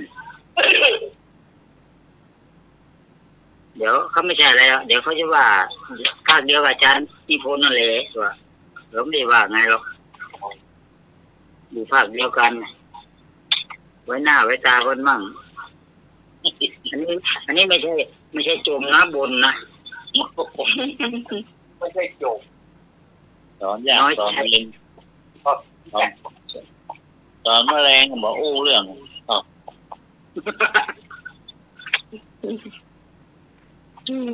เห็นกันเย็นกับพวก แกลูกศิษย์บ่โทรมากำแล้วในกันเนาะ ครับ แน่น้อยหมันนั่นน่ะ ตอนเข้ารายการใหม่ๆก็พูดแต่เรื่องน้ำท่วมน้ำอะไรก็ไม่รู้เขาบอกภาษาโบราณนี่เด็กไม่คิดถึงไงเขาบอกว่า น้ำท่วมให้รีบตักน้ำขึ้นให้รีบตัก นี่มึงคิดลูกตักใส่ไม่ได้เต็มหมดเลยโยมหน่วย แต่ข้อนี้ยกมือสองข้างเอา เนี่ยนอนเนาะ ทีติดแล้ว อาจารย์เปิดเพลงน้ำท่วม ยังบอกว่าอาจารย์เยอะเยอะอ๋อ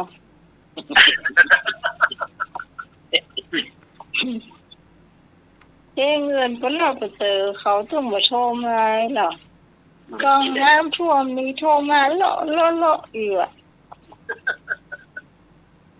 มันเหมือนทำบุญวันเกิดย้อนหลังนะเนาะ ครับ ตัวตั้งแต่อาทิตย์ก่อนแล้วมันเพิ่งมาท่วมอาทิตย์นี้มันเยอะไงไม่รู้ ติดแล้วก็ท่วม แต่มันเหมือนนักต่ออาทิตย์นี้ งาน มันเหมือนเปิดเพลงซ้ำเติมมันเนาะ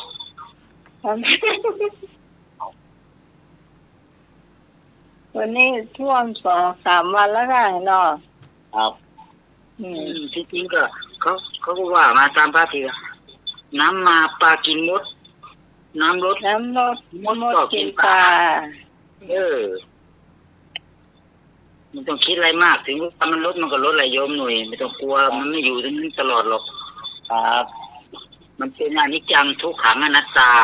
ครับไข่โมโหไข่อ่ะ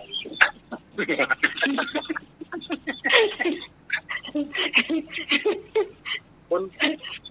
เจ้า ไข่มูดไข่ไข่ เจ้ามันจมน้องฟังว่าไงที่เงื่อมันอย่างมันอยู่ที่ขันไดเอาไปล่องมันเลย เดินมันขี้เยื่อมันอยู่คันใดก็เดินข้ามไปข้ามมาเนาะ น้ำแห้งก็ต้องไปกวาดอ่ะ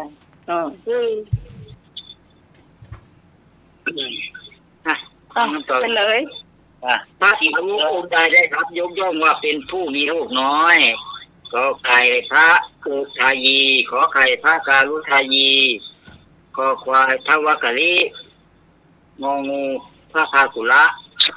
เพื่อเป็นการไม่เสียเวลาอย่างท่านอาจารย์สมัครว่าแหละคนที่ตอบขอควายเป็นเศษงองูเป็นคำตอบที่ถูกต้องพระกุละ ถูกต้อง ถูกต้อง อันนี้ถ้าถึงข้อสอบพอพิษแค่ข้อเดียวเนอะ ท่านผู้ เนี่ย ว่า สำนักวัดฝาหินหรอกท้อ ท่านคนโบราณไปว่าอะไรสี่เท้ารู้ผาดแมงแต่ดีในตกน้ำบ่อ ใช่พูดเอามาจากไหน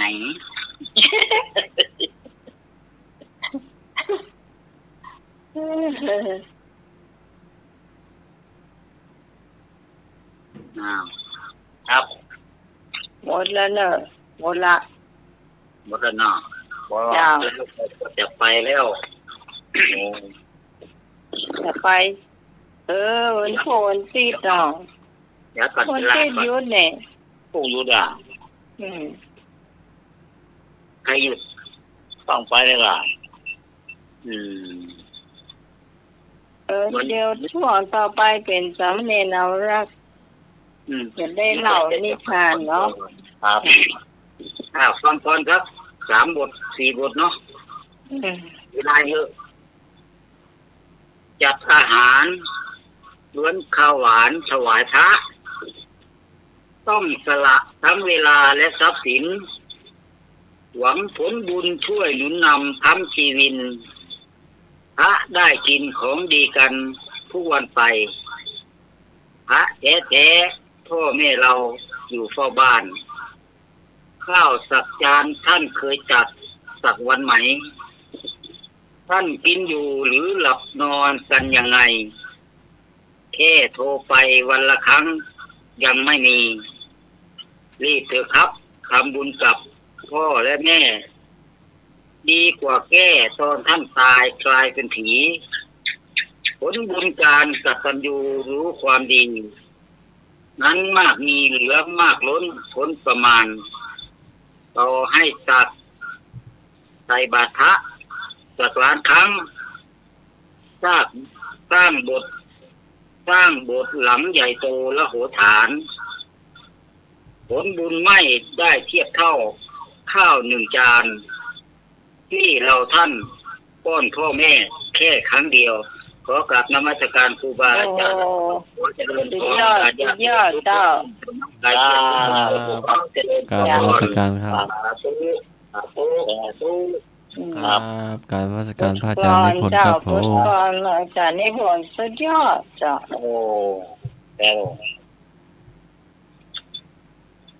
ขอบคุณนักนะเจ้าสำหรับบทกลอนบทนี้มันสอนใจนะเจ้าที่คนที่เป็นลูกนะเจ้าช่วงต่อไปจะเป็นการเล่านิทานของสามเณรเอารากปัญโยนันท์นะเจ้าจากนั้นก็จะเป็นอย่างวันนี้ถ้ามีเวลานักก็จะเป็นการทำอาหารเนาะครับทำอาหารวันนี้วันเสาร์ทำอาหารแต่ขนมไก่นะเตรียมหน่อยครับมาถึงช่วงนิทานเนาะวันนี้ได้เข้าเจ้าหน่อยเจ้าวันนี้ได้เข้าเจ้าหน่อยเพราะว่าวันนี้ท่านอาจารย์วิศวะเพิ่นบ่ค่อยสบายเพิ่นอาพาธเนาะจะได้ก็ขอเป็นกำลังใจให้อาจารย์หายไวๆนะครับขอเป็นกำลังใจด้วยก่อนที่จะได้เล่านิทานเพื่อศรัทธาญาติโยมได้ฟังก็ขออนุโมทนาแม่สมศรีกิติวังนี่เพิ่นอยู่มื่นแสนเชียงใหม่เพิ่นวัดใกล้ๆวัดไปหินนั่นนะนี่นะแม่สมศรีกิติวังนี่เปิ้นก็ฮับกระเบื้องที่อาตมาภาพได้ประกาศไปเปิ้นฮับกระเบื้องปูห้องน้ำ400 บาท400 บาทแม่สมศรีเปิ้นฮับ1 กล่องแล้วก็ลูกหลานเปิ้นมีนายอัตโกวิทแล้วก็น้องท่านีนับอีกก็แม่สมศรีเนาะเปิ้นร่วมกันเป็นจำนวน400 บาทก็ได้เม็ดปลายได้เม็ดปลายเม็ดเกือบเกินก็บ่เป็นหยังจะได้ก็บ่ว่ากันเนาะแม่สมศรีเนาะเพิ่นได้ร่วมทำบุญแล้วก็โยมแม่การดาศรีเนตรอันนี้เพิ่นอยู่หางดงแต่ตอนนี้เพิ่นอยู่กทมเนอะแม่การดาศรีเนตรนี่รับ3 เม็ด900 บาทอนุโมทนาโยมแม่การดาศรีเนตรเนอะอนุโมทนาเนอะอันนี้สำหรับศรัทธาญาติโยมที่ร่วมกระเบื้องปูพื้นแล้วก็กระเบื้องบุผนังห้องน้ำตารางเมตรละ300อนุโมทนาบุญกับศรัทธาญาติโยมเนอะที่ร่วมการทำบุญมา ตะได้ก็บอกว่ากันตามวักมาหาได้เนาะตามวักมาหาได้นี่ก็ตะได้ก็บอกว่ากันละอนุโมทนาบุญ10 บาท20 บาทมันก็ถือว่าเป็นการทำบุญของญาติโยมเนาะอันนี้ วันนี้จะมาเล่านิทานอันนี้เป็นนิทานพื้นบ้านเนอะบ้านในเรื่อง อานิสงส์เงินบาทเดียวเป็นจะได้เรื่องอานิสงส์เงินบาทเดียวเมื่อมาละ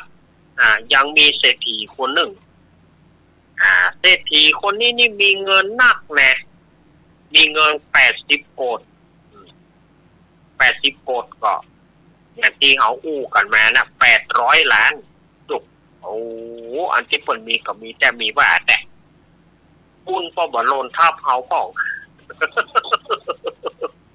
มีก็มีแต่มีว่านี่80 โกฏ800 ล้านสถาญาติโยม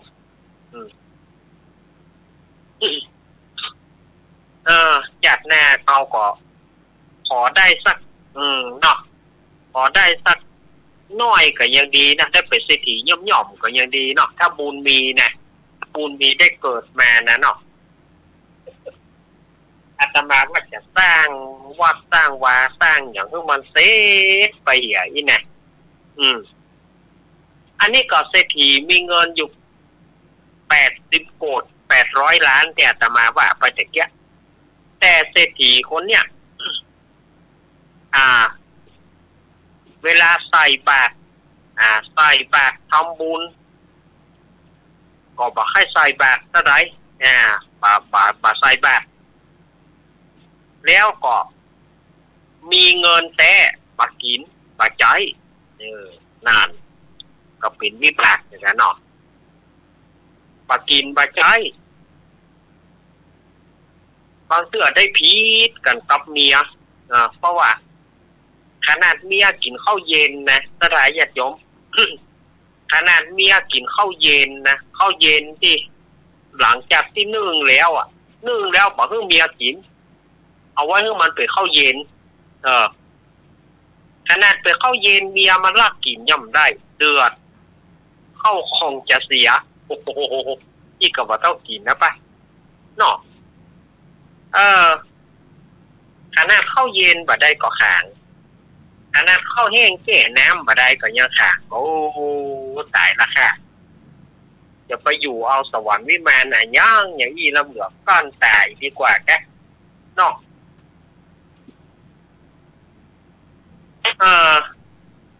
มีแห่มครั้งหนึ่งเนี่ยศรัทธาชาวบ้านเปิ่นโป๊กเป่ากันว่าจะจัดผ้าป่าเปิ่นก็ขอเศรษฐีคนเนี้ยเป็นประธานเนี่ยล่อขอเศรษฐีคนเนี้ยเป็นประธานเศรษฐีก็โอ้ถ้าได้เสี่ยงต่างเท่าไหร่เปิ่นก็ว่าประธานก็ต้องเสี่ยงหน้าท้อง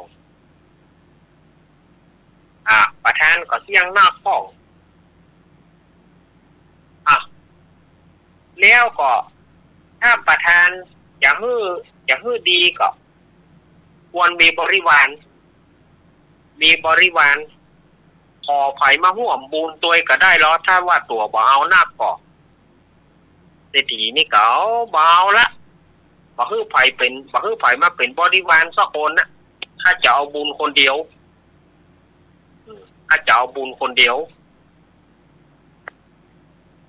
วันนั้นเศรษฐีก็จัดการแต่งองค์พระป่าเอากิ่งบะขามเศรษฐีนี่เอาต้นเลยลูกเอาต้นบะขามนะเอาเป็นต้นพอแล้วที่นี่ก็ถึงวันที่แห่พระป่ามีพ่อใจหนุ่มคนหนึ่งนะเป็นใจตุ๊กตาอยากจะทำบุญอ่านว่าเพิ่นมีพระป่าเพิ่นแห่พระป่ากายมาก็เลยว่าอยากจะทำบุญ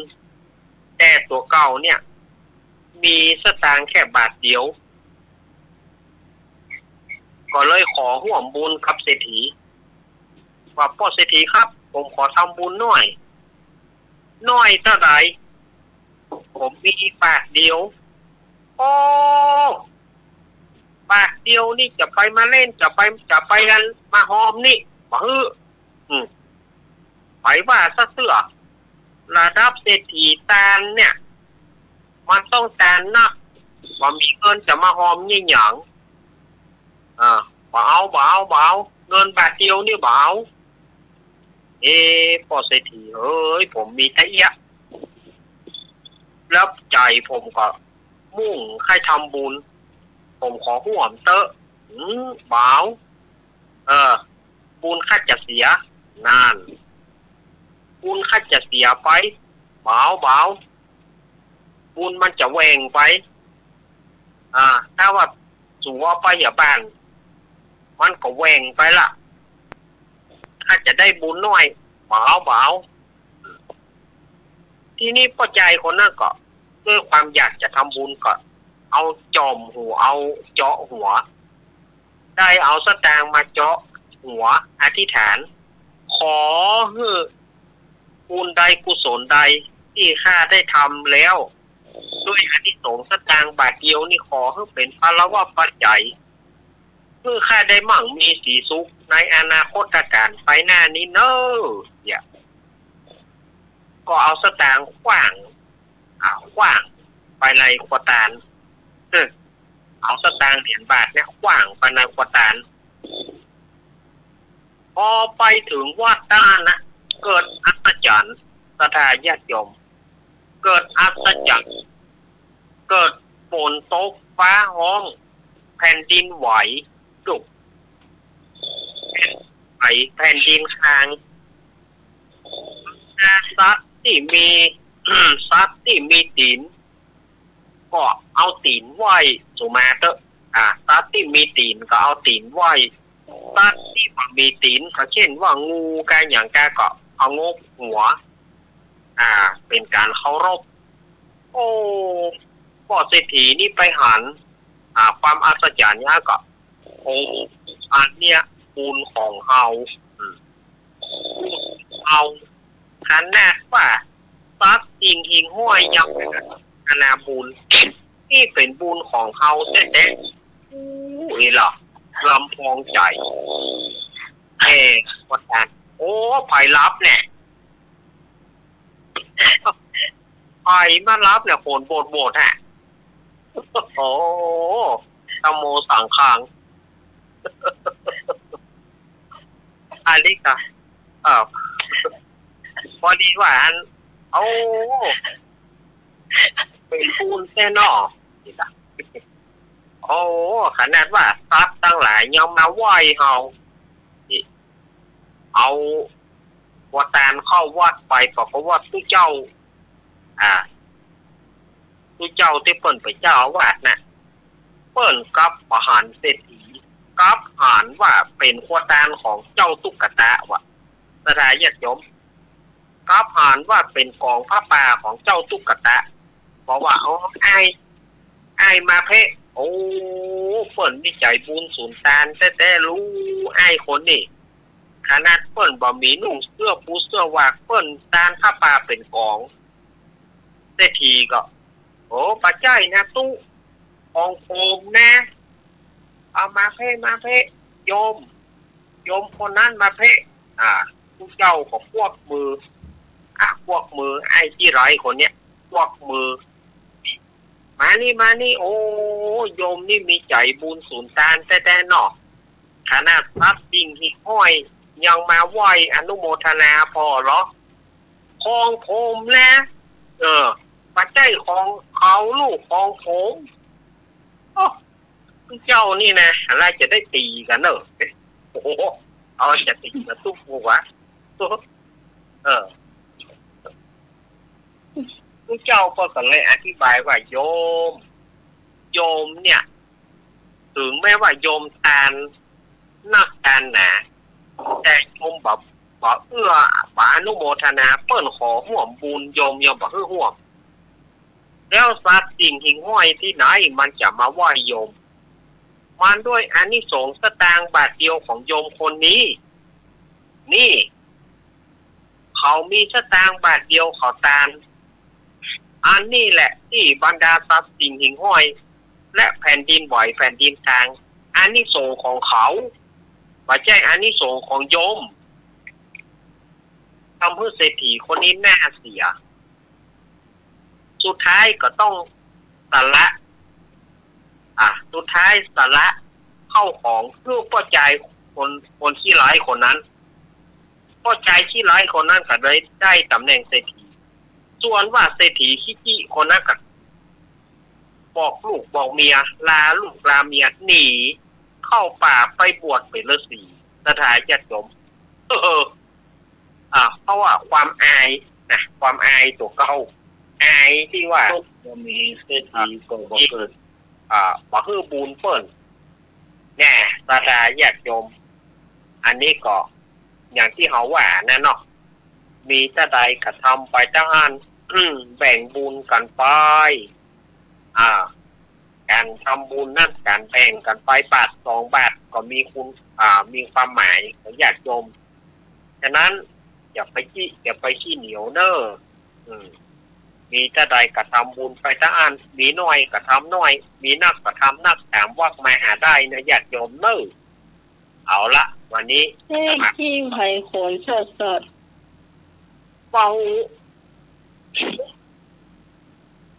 หูถ้าจะบรรณาจีนี่แน่นอนนี่โอ้มาพูดต้นกว่าลูก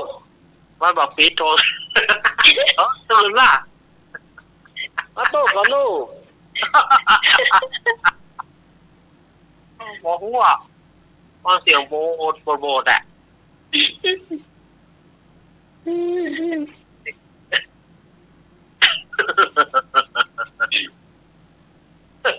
รับตื่นเลยอ้าวอันนี้ว่าท่านสมัครสมัครอาจจะเต้หนึ่งเดือนนี่นะโอ้นะดีมาสุดยอด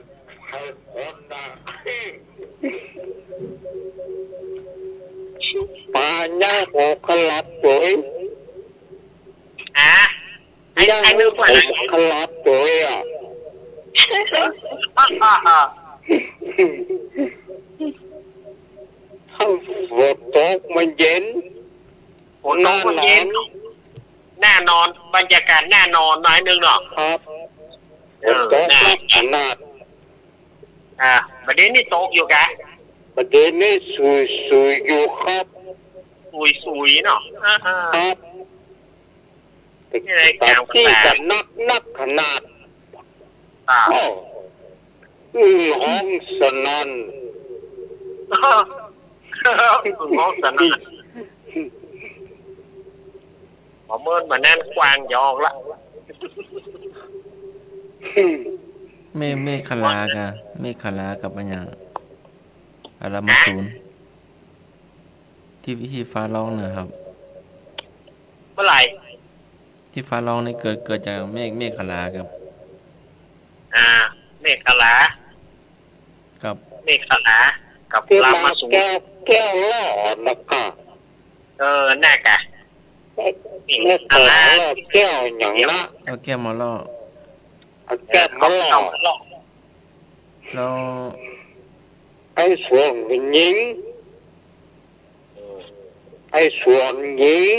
เป็นฟ้าหอมมันซอดกันเลยบ่ฮอดเด้อไอ้กับขวานกว้างเปรี้ยงเนี่ยขวานกว้างเป็นฟ้าหอมฟ้าผ่ามันมืดแล้วนะควันบ่หันควันก็ต้องลงหายลับอยู่ที่รู้เนอะไผ่รับของตะกี้ดีเจก็ว่าท่านสมัคร อ๋อเขาจะมาไปเติมน้ำใส่หม้อน้ำฉันน้ำหมดไปหม้อแล้วก็กลัวน้ำไฟไหม้หม้อเลย เอามาได้นี่ไปรับ ไปเติมน้ำไปกรอกน้ำใส่หม้อ ครับว่าป้ากันนั้นนุย เพราะว่าได้นะก็ขี้รับเหมือนกันเนอะ รับ มาละ ขอโทษครับ ขี้ ขอ รับ โท เหมือน ษ กันเนอะฮะอืม รับไปเลยไปเลยรับไปเลยได้เลยฮะเพื่อสลาจะว่าแต่บอล คนดังเนี่ยอันแท้เห็นละ ไปหมูเลยว่าเอาก็เล่าตัวเอาเล่าได้แค่บอกโพสให้หัวก็โอ๊ตให้หัวที่ไหนมากันนี่ เนี่ย เวลาที่เล่าเจียถ้ามันตลกนะจะอดให้หัวไว้ได้แล้วก็หยุดไปเหียอะ ตีก็ให้หัวคิกแต่กี้เนี่ยให้หัวก็โอ๊ตให้หัวก็ได้ฟาปีก็คิก คนใช่ ทางใช่ไหมกะออกไม้ออกหน้าไม้โบดอ่ะ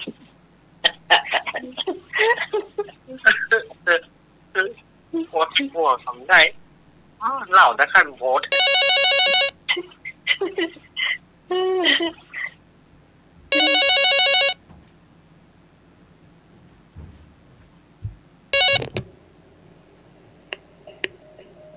ฮัลโหล อ่า เจ้า อันนี้น้องไหมโอ้บัวไหมโอ้เจ้า เจ้า ไอ้หนุ่ยอ่ะอ๋อสงสัยแม่จะเป็นเจนะโผล่น่ะเจนะโผล่ดังเลยคนน่ะ ก็เป็นหน้าก็เจเหมือนน่าจะกำโทรศัพท์นะ เจแน่นอนเสียงมันหวานให้เสียงของดีเจเลยเจ้าบอกจะได้ว่าแม่เวลาคนว่าเนอะ นี่แม่ครับ ไม่เป็นไร อ๋อบัวลอย แม่บัวลอย ไม่เป็นไร ได้ข้าวเสียงที่ไม่เห็นเจคนละล่ะ เนี่ยอ่า แม่บัวลอยจะไปเริ่มเมื่อวันที่15 เดือนมกรานะ เจ้า ละการที่กุณวัดสาหินเนาะจะได้หันเจสุดหล่อ เอ๋ที่มาปลาเนี่ยจะเข้ารายการนะครับ ไอ้นุ้ย ครับ ผู้ข่าวว่าน้ำเพื่อนบ้านเหรอ ครับ บ้านเดิมของบ้านแม่มาเลยล่ะ ครับ อย่างทะเลน้อยเนี่ยขนาดอยู่หลังวัดแต่ขนาดน้ำยังท่วมนะ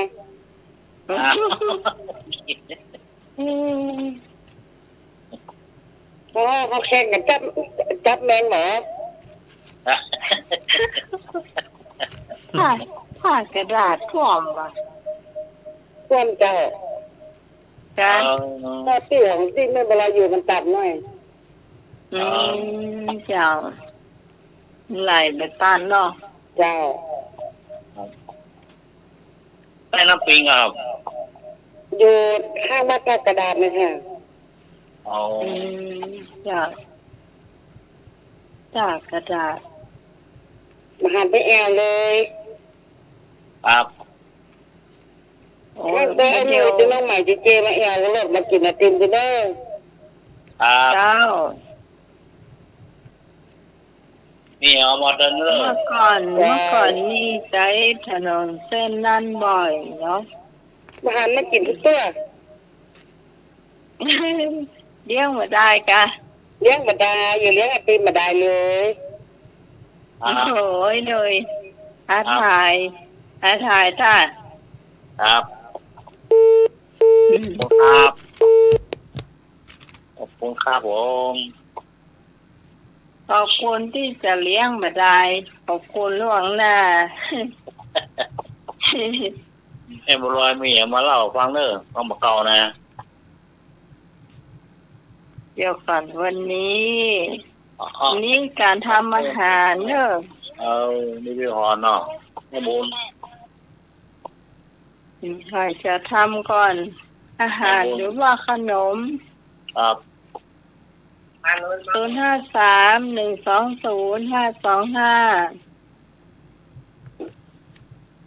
อย่าเนอะยับไปเห็นตั้งกูเห็นแล้วก็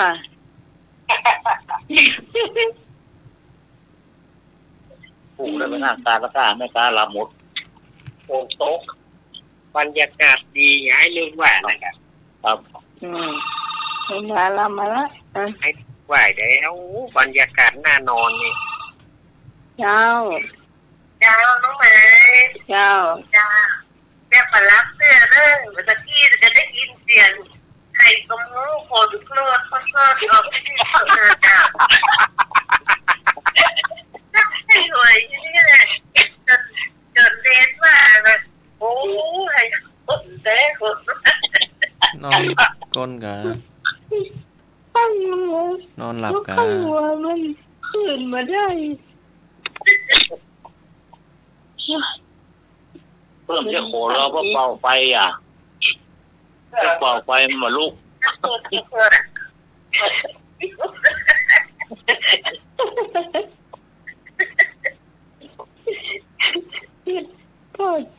เจ๊เจมก็มาห้ามที่จิตต้องใจ แค่ขารับคนเปิดลูก ถ้าเป็นเจเจรู้สึกเดือดร้อนขึ้นมานะถ้าได้เจโหเนี่ยใหญ่ละนี่กระหูนี่ไม่ได้กลับโทรศัพท์ของลูกจ้าวันนี้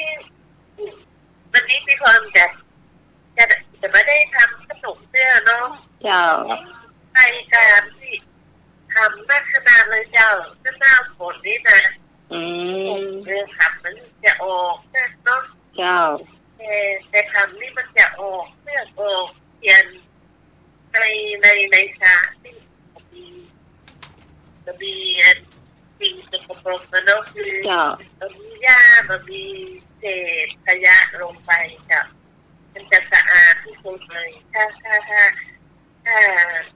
บวกที่เนาะหรือว่าสะนั่นนะที่มันเป็นสะบดีนะเนาะจะออกจากนั้นจ้ะแต่ตรงนั้นวันนี้เห็นแต่สีมรกตเขียวมรกตนะเลยซื้อมานะเจ้าน้องไหมซื้อมา5 ถุงที่เลยจัดการคั่วเห็นนะเจ้า ลำค่ะล อันถ้าแอนจะเอาใส่หมูบดก็ได้หรือว่าหมูสับจานที่แบบมีน้ำมากเนาะมีหนังนะถ้าก่อนมาหั่นเป็นชิ้นเล็กๆก็จะหรือว่าซับก็ได้จ้ะที่มันที่พอประมาณเป็น1 ถ้วยตวงเงินพระเจ้าแล้วกับประมาณ2 ถ้วยตวงเจ้า เจ้า บางคนก็ล้างทำเราจะล้างทำให้สะอาดก่อนเนาะ เจ้า ให้แป้งที่จะเอาร่องแป้งมาจะเอามาใส่แล้วก็ล้างไปที่เมื่อกับจิ้มที่ถ้ามันก็จะแบบนี้นะคะล้างให้มันสะอาดก่อนนะจ๊ะ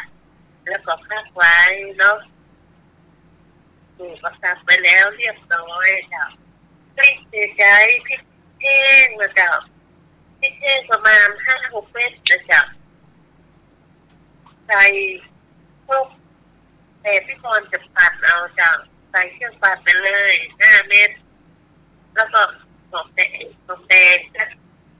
5 หัวแล้วก็กระเทียมพอประมาณนะ1 กับมือล้างสะอาดเลยเจ้าแกะหอมแดงออกล้างสะอาดกระเทียมก็ล้างน้ำสะอาดนะจ๊ะใส่เครื่องปั่นเลยเอา3 อย่างขึ้นไปแล้วก็ใช้ค่ะประมาณสัก2 แว่นนะใส่ลงไปในตัวเองจ้ะแล้วก็เติมกะปิอีกสัก1 ช้อนโต๊ะมาจ้ะ1 ช้อนโต๊ะเติมกะปิเข้าไปจ้ะปั่นให้มันละเอียดเท่านี้แล้วก็ผสม พักไว้ก่อนนะเจ้าแต่ที่เขาจะตั้งน้ำไฟเดือดและเขาขับลวกก็จะใช้ขับลวกเข้าไปมันจะแบบบาดังก็พอกแซ่บๆเลยจ้ะ เจ้า มันจะนุ่มมันจะมันได้แบบเสียงจะนุ่มแต่เขาลวกมันเดือดสักเดือดมันจะเขียวมีเขียวเข้มอย่างนิดหน่อยจ้ะสีเขียวจะเข้มนิดหน่อยแล้วก็ล้างลงมาเทใส่ตะแกรงเนาะตะแกรงทีๆนั่นน่ะจ้ะมันจะรอดสิจ้ะจะเด็ดน้ำที่มันจะเด็ดน้ำแล้วก็จะเอาย้ายขาอ่อนๆเนาะช่วงนี้ขาอ่อนมันนักจะเอาไปชุบขาอ่อนล้างน้ำให้สะอาดกันเป็นหั่นขาเป็นแน่นๆแล้วก็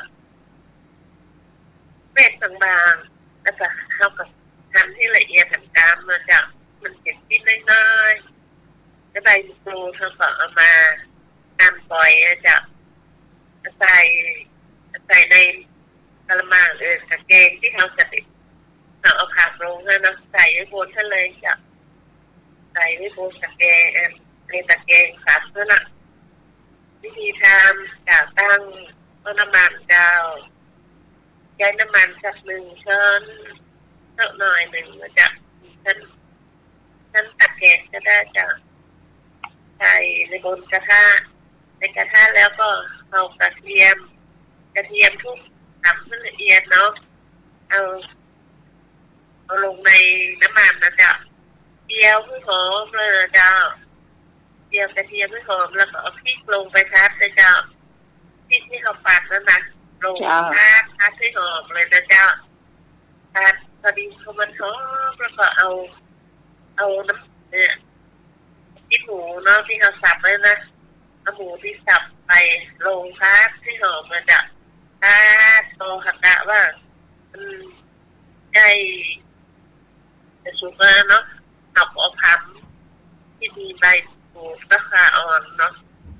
ถ้าลงพักเลยจ้ะพักไปพักมาชิมรสในรสดีเห็นหน่อยนึงจะถ้ามันจืดก็เติมน้ำใส่นิดหน่อยจะชิมรสพอมันที่ว่าได้รสดีหรือรสดีเขาพอตั้งกลางแล้วนะถ้ามาน้ำมันจะให้นะถ้าน้ำมันมีน้ำเกาะถ้าจดน้ำมันแห้งอะจ้ะน้ำแห้งงวดจะหอมเลยนะจ๊ะ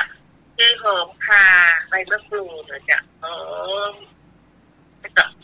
พริกใส่เลยนะจ๊ะถ้าน้ำมันแห้งเนาะกินรสได้รสที่เราต้องการแล้วพริกเลยแล้วก็เวลาจะรับประทานก็ซักในถ้วยนะจ๊ะกินกับก็เป็นร้อนๆอุ่นๆร้อนๆแซ่บลำมาจ้าวันนี้เที่ยงมดตรงไหนลำกันลำจ้าเจ้าถ้าบางคนเพิ่นมาลวกนะน้องไหมมาลวกตับนะมันจะมีเสียงเท็ดๆป๊อกๆคิดๆป๊อกๆอย่างกับติดๆเนี่ยเนาะเอาต้นมาให้มันมีเสียงแล้วเขาก็ลวกจะแบบมีเสียงเท็ดๆป๊อกๆประจับจ้าก็แบ่งไปข้าง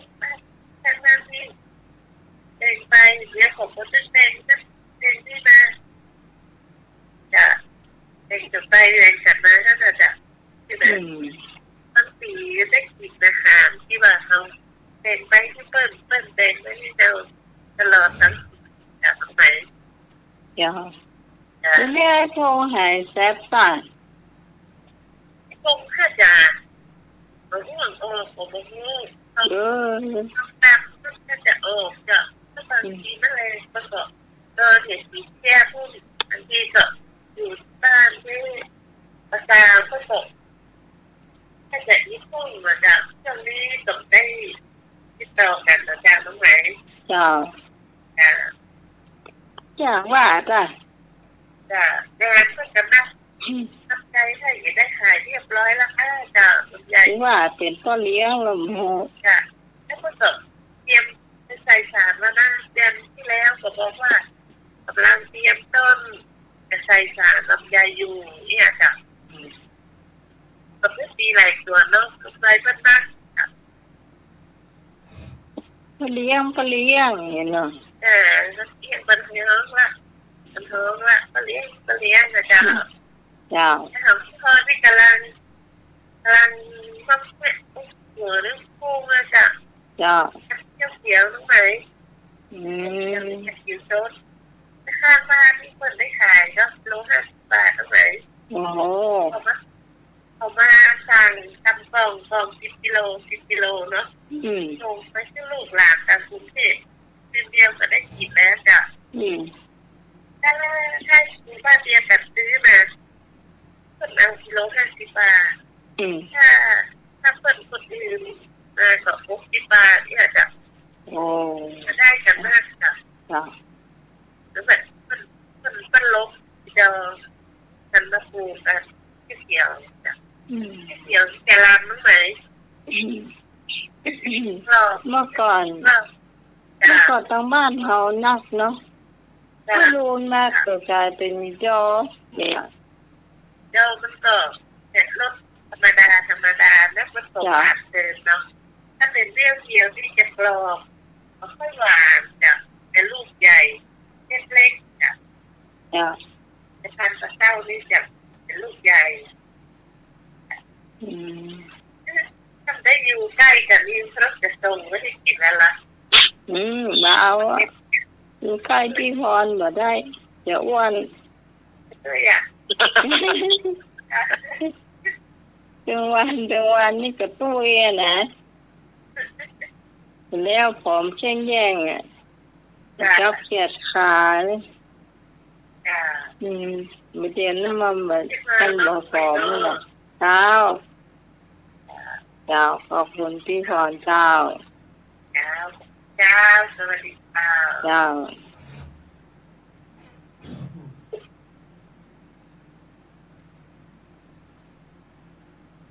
แม่บุญแท่รับกันละแม่บุญแม่บุญสายแท่รับกันละบรรยากาศดีเหรอบรรยากาศดีวันนี้หน่อยมีเสียก็เชื่อครับได้สมัครมีอ่ะเจ้าลุ้นมือก่อนก็ได้เจ้าได้สมัครดีกว่าเพราะว่ามันยาวดีครับเลยครับนั่งทำงานอยู่เพื่อนก็ว่าฝนตกหน้านอนเนาะจบเจ้า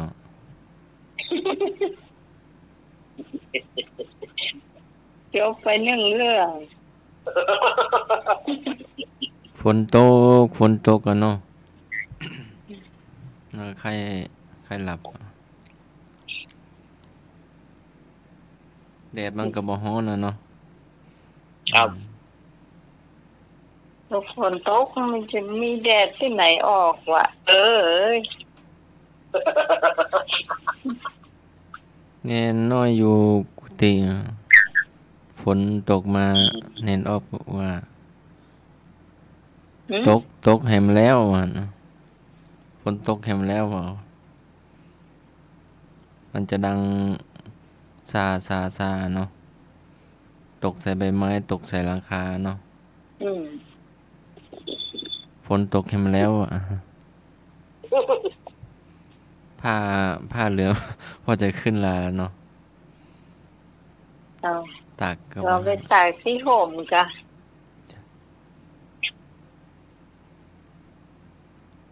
จะมาอั้นก็ต้องใส่น้ำยาปรับขนมแล้วก็ตาเลิศแกมีเครื่องอบเนาะอบแห้งอบแต่มันก็ต้องพักนั่นวัดใต้ต้นไม้เนาะวัด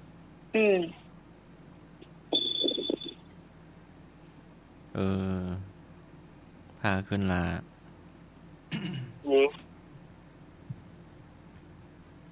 ต้องมีเครื่องซักผ้า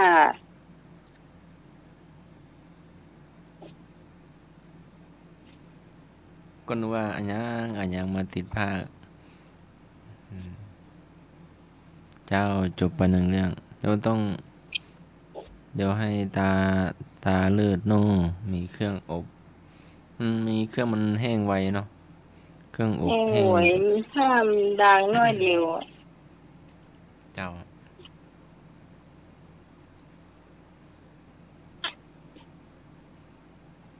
จบไป2เรื่องเนาะอีกเรื่องเนาะ ก็ไปเตรียมงานเนาะที่วัดประแดงก็ชวนเนนไปพ่องชวนตุลุงโตไปพ่องหลวงพี่ตุลุงจอนเนาะ ขากลับมาฝนตก ตุลุงโตวิ่งเป่าลมใหญ่นะน่าจะ2 วันมั้งวิ่งตัวมานึกว่าเห็ดวิ่งได้ที่ไหนได้เป็นตุลุงโต มาจ้องต่อลงจากรถเนาะ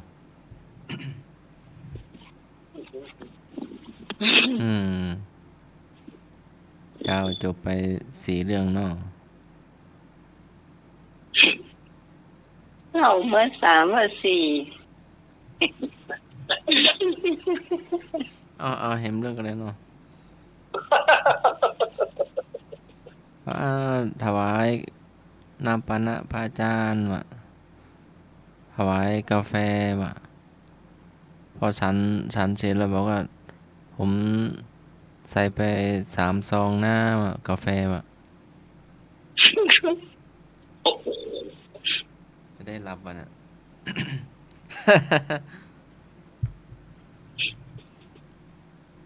หวานเนอะกินนักนะ มันบีบหัวใจเนอะกาแฟนะ ก็ดิ้นไปดิ้นมาเนาะสักพักนานอยู่นะไม่ได้ดูพอในการเนาะ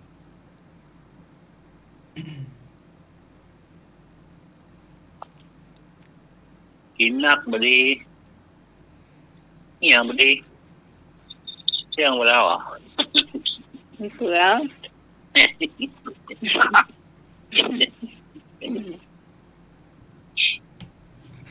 เฟือง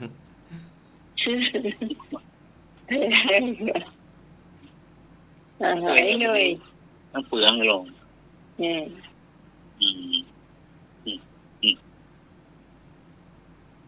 หายหน่อยว่ามาไอ้เสีย เยอะ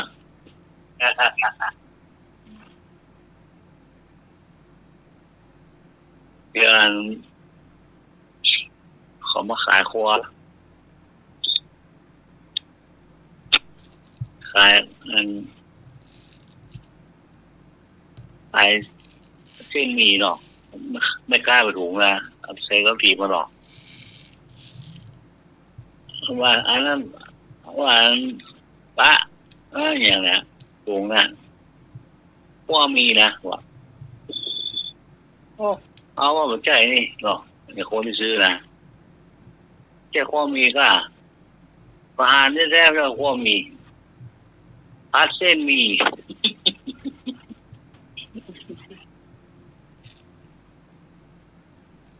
ขั้วม่อมเจียขั้วพัดเส้นมี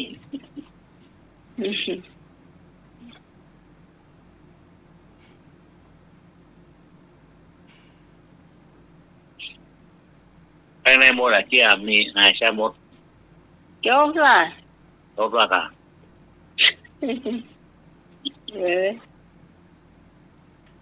บอกว่าหันลายลุงหนวลตัวนี้เนาะลายลุงเงียบเนาะ ครับอีกคนโตฟ้องปีเดียวครับตรงมาก ตกหางแรงนะ โคตรตกมากโอ้หัวบนแล้วอย่างนั้นขาวหมดอ่ะต่ำเลยนะ ห้องดังอะไร3-4เทื่อ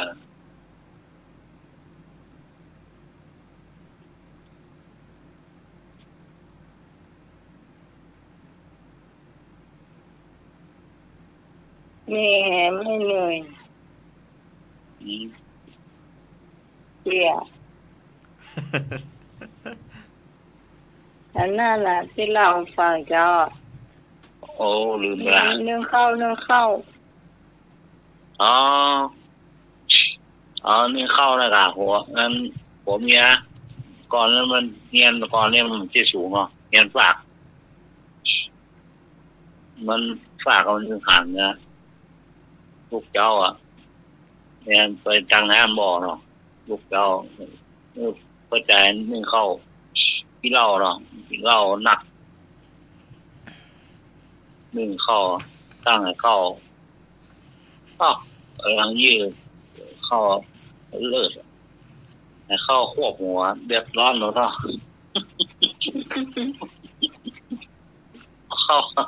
าสารเบอร์เตรียมได้แล้วหัวคำหายหัวก็คำหายเนาะ เมียเมาตังน้าปิ้งมาเนี่ยว่าหมายได้มันอยู่นั่นนี่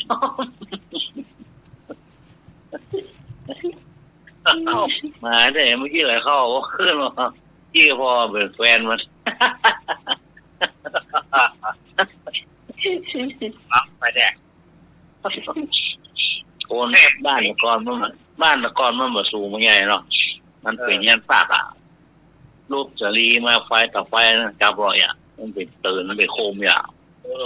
ต่อไฟนี่มีลุ่มเนาะลุ่มโคมหน่อยลูกมาก็นั่งแล้วโคมมันนะนั่งบนเก้าอี้เนี่ย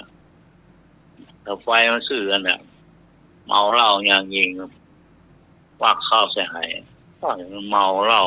หมดให้ดีเนาะวามหัวสู้หายเข้า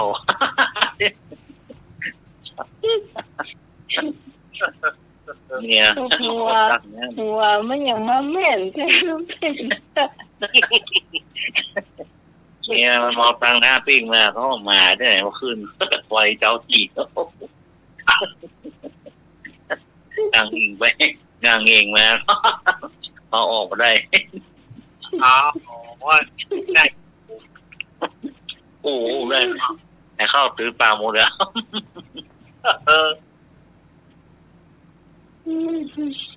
งานตายบอกโอ้ตายแล้วฟังจับออกเข้าสารหูเต็มใบหมดนะข้าวสารเต็มหัวหมดแล้วเนาะก่อนมันหายเนาะหายไม้เนาะนะจ๊ะเนาะหายไม้นะแกไม้เนี่ยก็หายไม้ถ้ามันเจ๊ยังโมเดลหายไม้มันจะโค่นมาไม้ใส่กำเนาะเป็นแผ่นนั่นแหละตัดหายครับก็ออกได้หรอต้นโป่งข้อก็ปุ๊บมันลงหมดเลยโยกขึ้นยกลงหมดครับต้องได้เกาะมันต้องได้ขวดอย่างเดียวเดียวนี่ขวดออก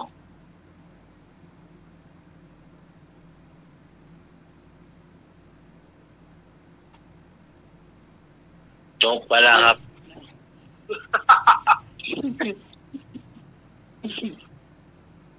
ผมม่วนพอได้เนาะ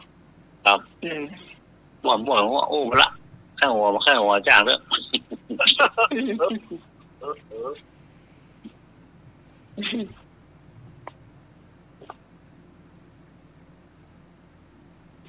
ฉะนั้นที่เอาไปอู้ที่ของแม่เนี่ยไม่หน่อยว่าไปเอาไหนแม่เนี่ยหรอบางคนเขาบอกว่าโทรอยากแต่อยากว่าที่โทรติดคำเดียวแล้วก่อนนะวันที่สายว่างเขาก็ยังว่าเนี่ยอยู่นะครับบางทีสายก็ว่างมันเหลือเวลาเห็นก็มันเหมือนเราเนี่ยก็ใจเปลี่ยนนะก็ใจนิ่งๆเลยก็ก้อยไปได้แล้วก็โทรว่าเนาะโอนใจฮ้อนเนี่ยมันต้องรอจังหวะส่งอยู่ที่ แค่คอร์ดอะไม่เข้าก็เข้านะเนาะ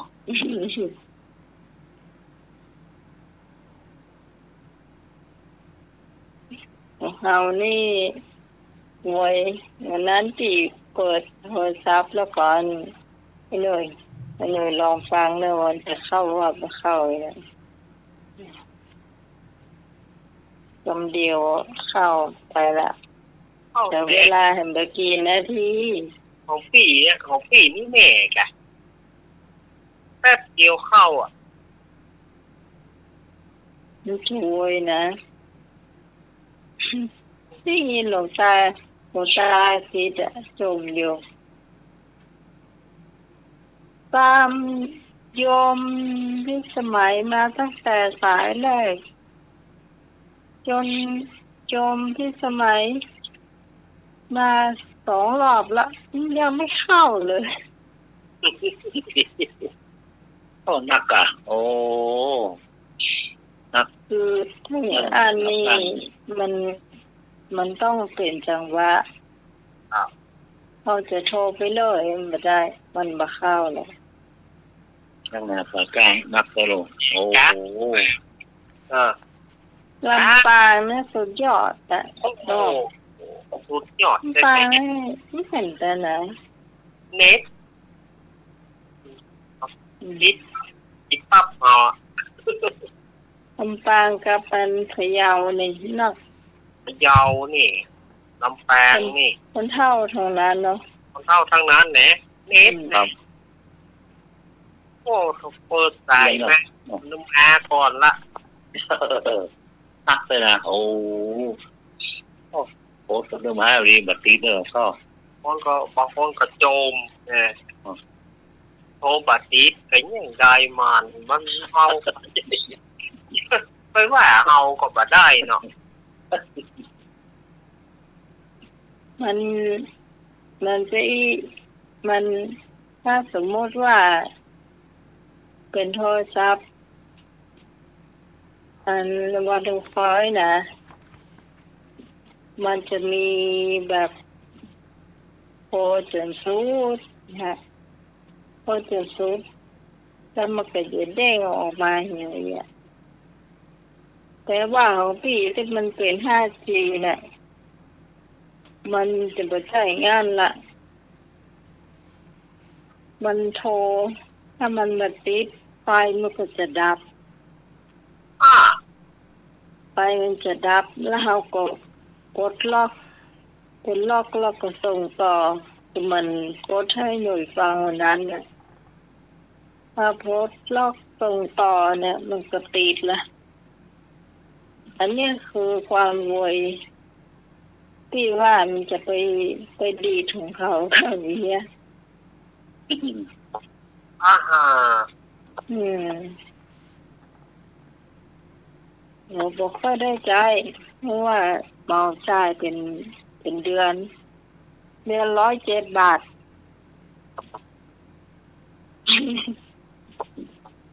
โอ้ ใช้ที่จำเป็นเนี่ยค่ะ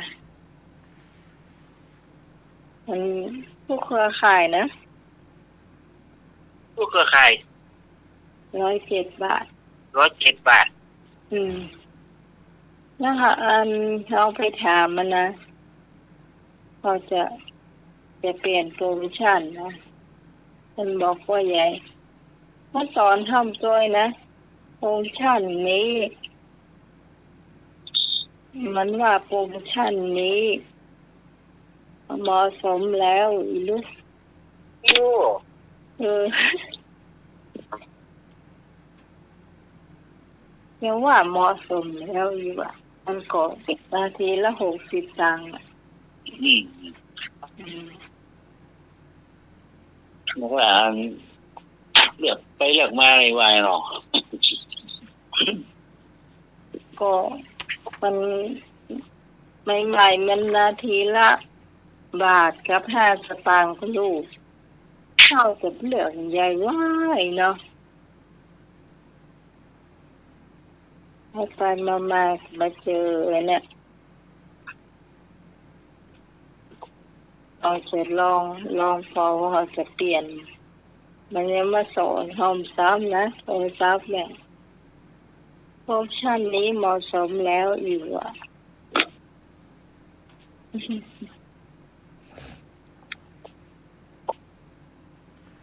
โอ้สพเพเหระวันนี้จ้า มีควันไปแก่เนาะ อืมต่อไปเป็นอย่างอ้อปะ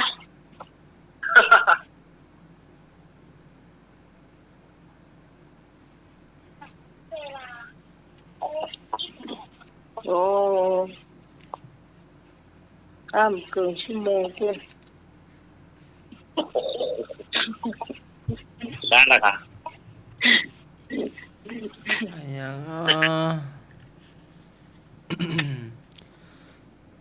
สุขสุขเป็นข้อ บะขาม ถูกต้อง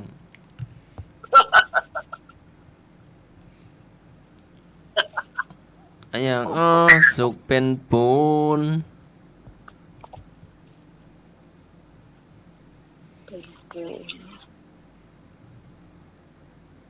มาผาเป็นยังไงเนาะสุขเป็นปูนมาผาเป็นยังไงเนาะบอกเคินหานพระอาจารย์เอาลาก ผาก้อนผาเพื่อเอาปูนขาวเอาปูนขาว เป็นยังไงเนาะปูนขาวครับผม ก็ปูนขาว เจ้า ผมขอถามอะไรสักข้อนะครับ ได้ค่ะ เลขสองนำหน้า เลขสองตามหลังอันอย่างครับ เลขสองนำหน้า เลขสองตามหลัง เลขสามนำหน้าเลขสองขึ้น เล ต้ ข น สองนำหน้า เลขสองนำหน้า เลขสองตามหลัง เลขสองนำหน้า เลขสองตามหลัง ครับ มีอยู่สี่กับ มีอยู่สี่กัม ล้องัว ใช่ ล้อควาย ใช่บอกว่านี่เปิ้ลเป็นบุคคลที่มีพระคุณกับเขา พ่อคุณพ่อพ่อคุณแม่ ถูกต้องแล้วครับ ถ้าคุณพ่อ11ถ้าคุณแม่12 โอ้โห เลขสองนำหน้า เลขสองตามหลัง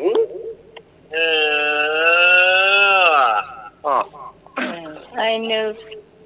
สมนึกไม่ใช่ธรรมดานะ ธรรม เบอ ดา ร์ชื่อเบอร์ชื่อด่ะ เลขสองนำหน้าคูณพ่อเซาเอสแล้วกับคูณแม่12โอ้โหสุดยอดเลยสองน้ำหน้าน้ำหลัง แสดงว่าเลขสามนำหน้าเลขห้าตัวโก้นี่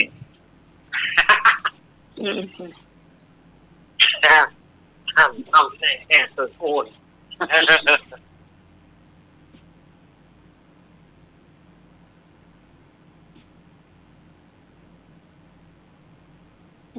อยากเห็นว่ามา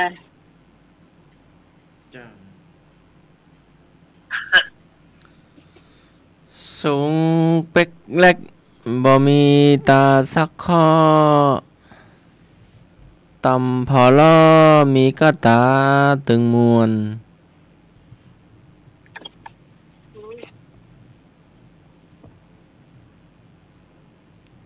สูงเป็กเล็กบ่มีตาสักข้ออันนี้ก็เป็นข้อหนึ่งคำถามอันหนึ่งเนาะต่ำพอล้อมีกระตาตึงมวนอันนี้ก็เป็นอีกคำถามหนึ่งเนาะเป็นผลไม้เด้อ อันนี้เป็นสับปะรด ถูกต้องอีกคำถามหนึ่ง ตำพอล่อมีกะตาตึงมวนน้อบักสับปะรด แล้วก็นั่นน่าจะเป็นมะพร้าว ถุงเป๊กเล็กบ่มีตาสักข้อยางตำกมะพร้าว ฮะ ตำกมะพร้าวเอาใบมาท กล้วยกล้วย ำเอาใบมาทำข้าวต้มมัดเนาะ กล้วย กล้วย ข้าวกล้วยถูกต้อง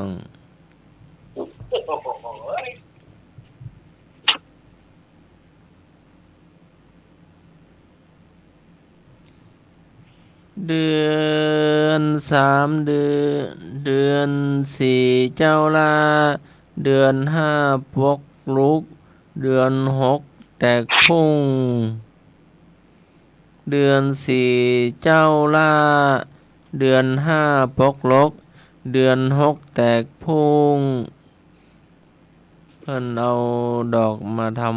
ำหมอนหนุน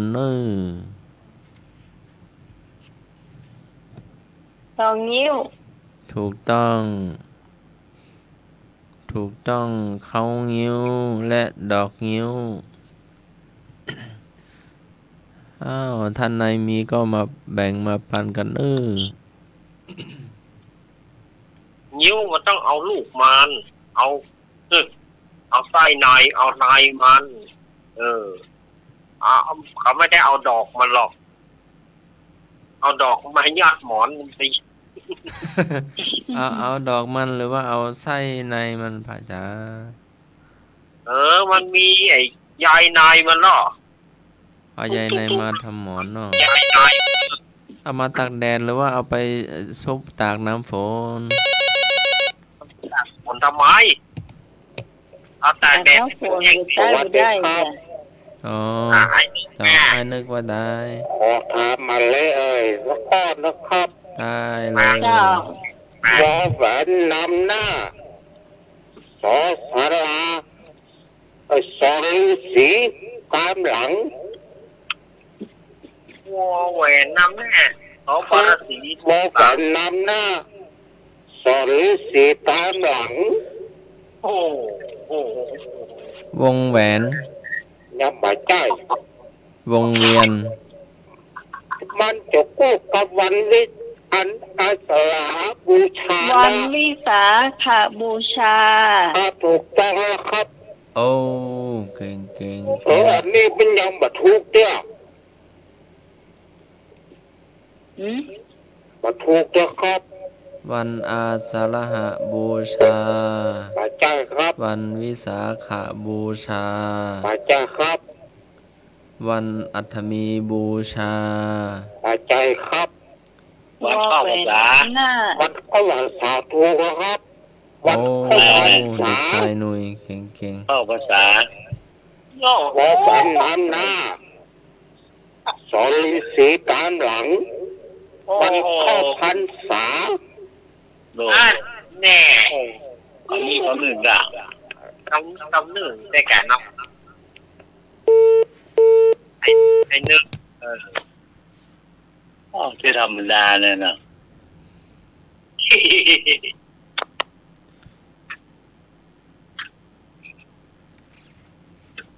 เนาะใช่อย่างที่ว่าเป็นอย่างรถทิพย์ อะไรนะ เนาะใช่อย่างที่เป็นอย่างรถทิพย์ ไส้ไก่ ถูกต้อง มันเป็นจะได้เนาะได้ยินแต่ว่าเพิ่นว่า เอาไส้ไก่แต้มากะ เสื้อใจ มันเป็นจะได้เนาะ อย่างน้อยๆนะอาจารย์ที่ว่าใส่สูบรถอ่ะใส่อันที่ข้อสูบรถนะก่อนมันมีอันเข็มน้อยๆแล้วสูบกลางอ่ะเดี๋ยวมันมีแล้วครับ พอมีละ มันหน้า เดี๋ยว ตา มีละ หน้าตาเหมือนไส้ไก่กะ ครับเส้นน้อยๆงูอ๋อเอ็นอ่ะ คล้าย เส้น ๆใส่ งูครับ น้อย เอามาให้ แต่ พ เดี๋ยว อ นี้ เด้อ เดี๋ยวนี้มันว่ามีละ ครับนี่ ลุง มัน ลุ มี ง ละ ลุงเก็บไว้ดูอยู่เนาะ อินนอกปอกทางในอะไรอย่างอ๋อ อืมอินนอกปอกกลางใน อืม ไอ้อย่างไง อะไร กิน อย่าง นอกบอกข้างใน เจ้า ทุเรียนไข่ชะนี ไม่ใช่ แค่ตลก ไม่ใช่ กินทั้งนอกปอกทั้งใน ไอ้นึกแหน่ ครับไก่แม่ก็ครับ แม่นแล้ว ไก่ ถูกต้อง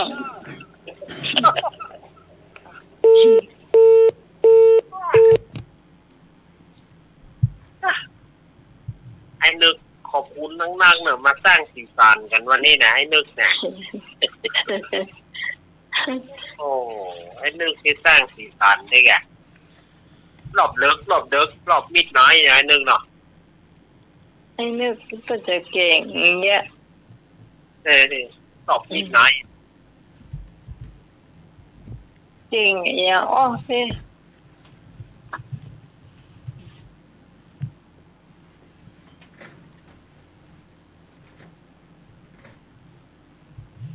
ไอ้เนาะครับ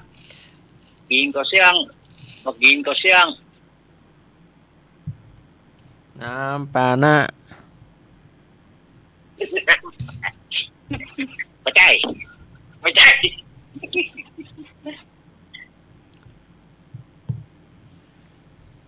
น้ำฝน ไม่ใช่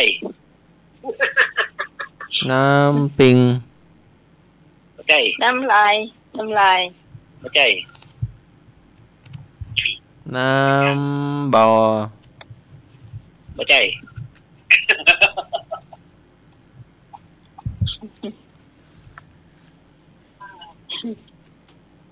กินก็เสี่ยงบ่กินก็เสี่ยงไอ้เนาะ น้ำใจ ไม่ใช่ น้ำบุญ เที่ยงกินกับเที่ยง ใช่ น้ำหยาด ไม่ใช่ น้ำยาเกี่ยวอย่างน้ำยานะ น้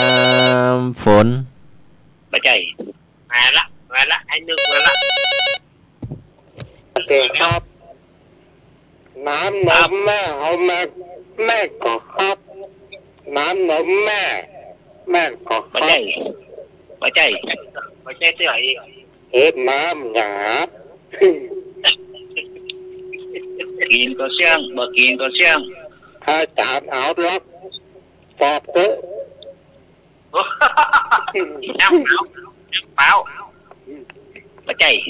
ไม่ใช่เสื้อเอ๊ะอย่างเงี้ยมันอย่างใดเนี่ยฮะเด็กกระเด้อพูดกันใดก็บอก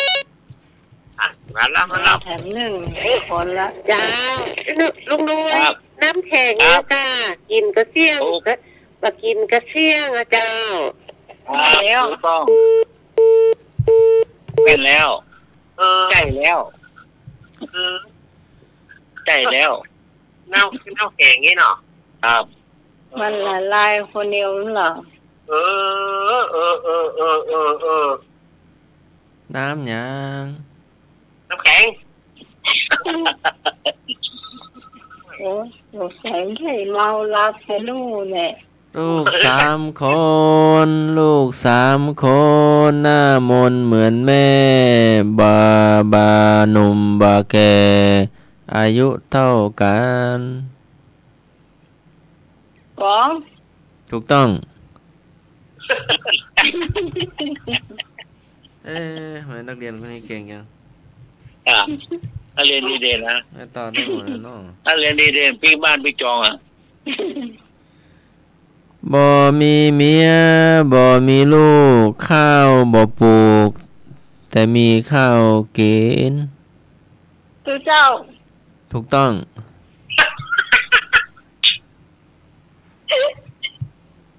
ไอ้เนาะบินขึ้นไปใช้น้ำมัน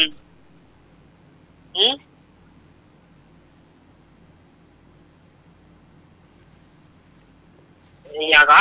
เงย มีบินขึ้นบนฟ้าอันนี้มาใช้น้ำมันมาใช้นก ว้าว ถูกต้อง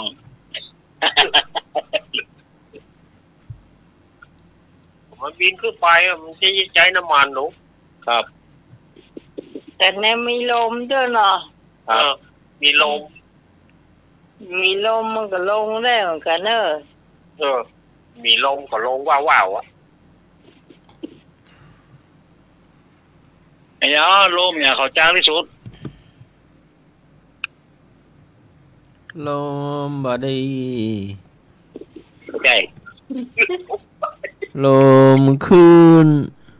ไม่ใช่ ลมมาอย่างนะ ลมมาจอย ไม่ใช่ ถามว่าจะได้นะ ลมเนี่ยเขาจ้างที่สุด ลมปักจังที่สุดดิ ครับ ไอ้อย่างไง ใช่ลมผีบ้านะ ลมพัดมา ไม่ใช่ถ้าลมนี่ไปไหน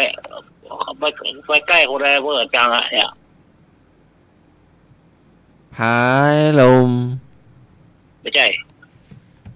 ไอ้ลม ลมพิษลมควันลม ลมแรง จ้างที่สุดปัญหานี่มันปัญหาขวนเลย ลมแรง ไม่ใช่ ลมนี่มันอยู่ในเป็นธรรมชาติหรือว่า จับ ล ต้อง ม ได้ นี่มันไม่ใช่ธรรมชาตินะ มันมีในวัดก่อนหรือว่ามัน มีตามบ้านตามจองในวัดก็มีบ้านตามจองก็มี ตอนนี้มันหลับอยู่หรือว่ามันลมไปลมมาอยู่ ลมไปลมมาอยู่ครับรับป้องอะลมนี่ไปในเปิดจังก่อน ลมขี้ลมขี้โม ถูกต้อง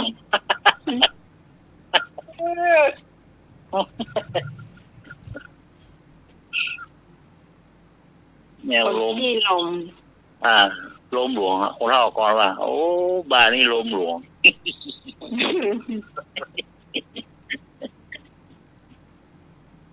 อันนี้ลมหลวง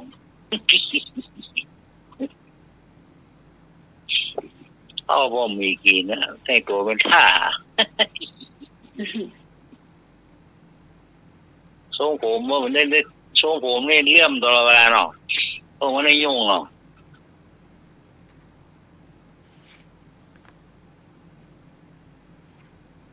ลมหลวง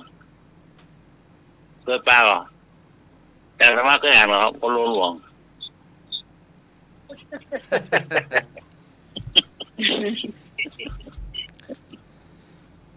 เพิ่นเป็นคู่น้อเพิ่นเล่าน้อ ครับ เป็นคู่เป็นคิมน้อ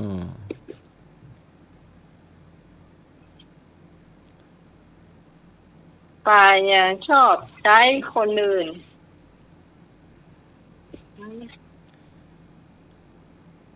ปลาอย่างชอบแจ้งอื่นนี่ ปลา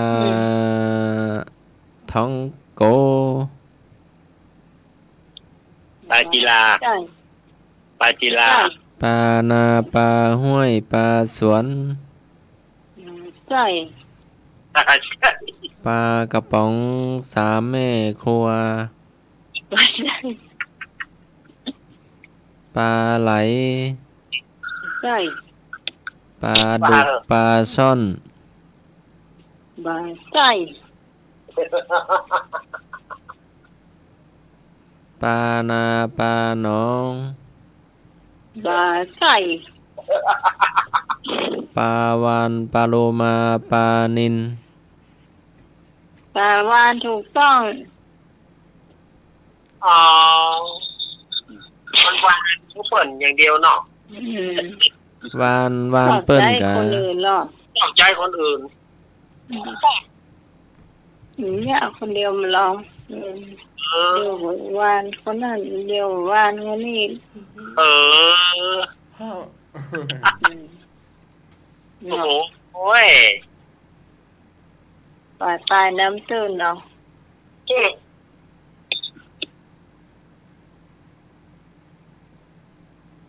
เดี๋ยวมีก้าแข้งก้าตามามีหัว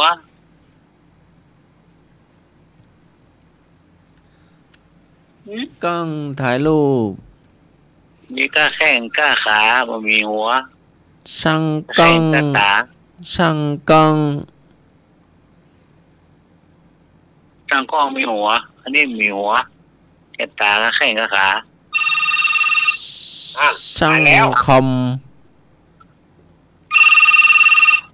มาแล้วช่วยกันเลย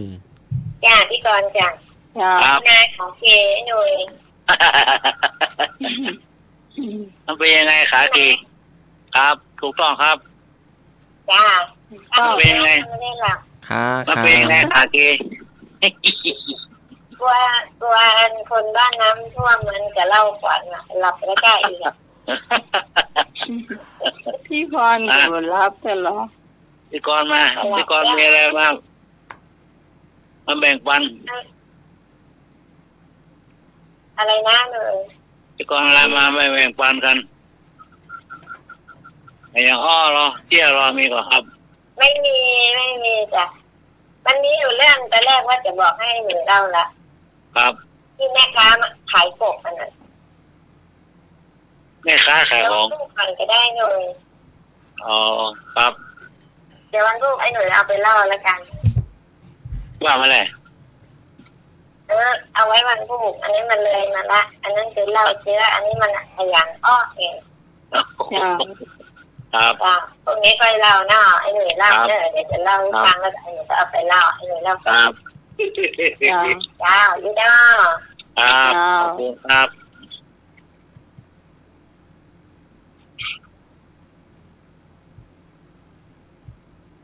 เดี๋ยวอ้อมาฝากไฟแซ่บ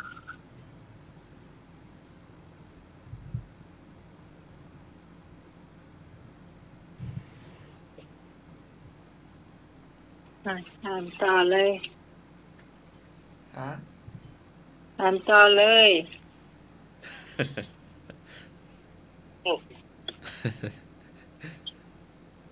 อายัง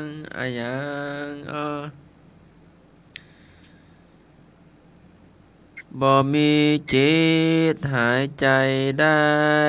บ่มีไส้กินทานไฟแดงของบ่แข็งมันตึงบ่ชอบ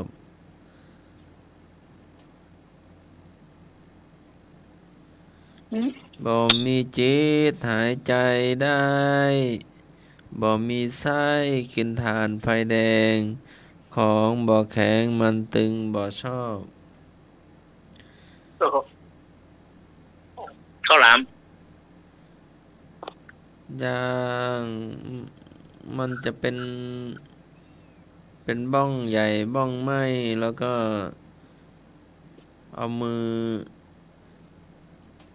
ฝั่งหนึ่งขึ้นฝั่งหนึ่งลงหรือว่าจะได้ประมาณนั้นเรามีลมออกมามีไฟแดงๆแล้วก็ ตะเกียง หา ตะเกียง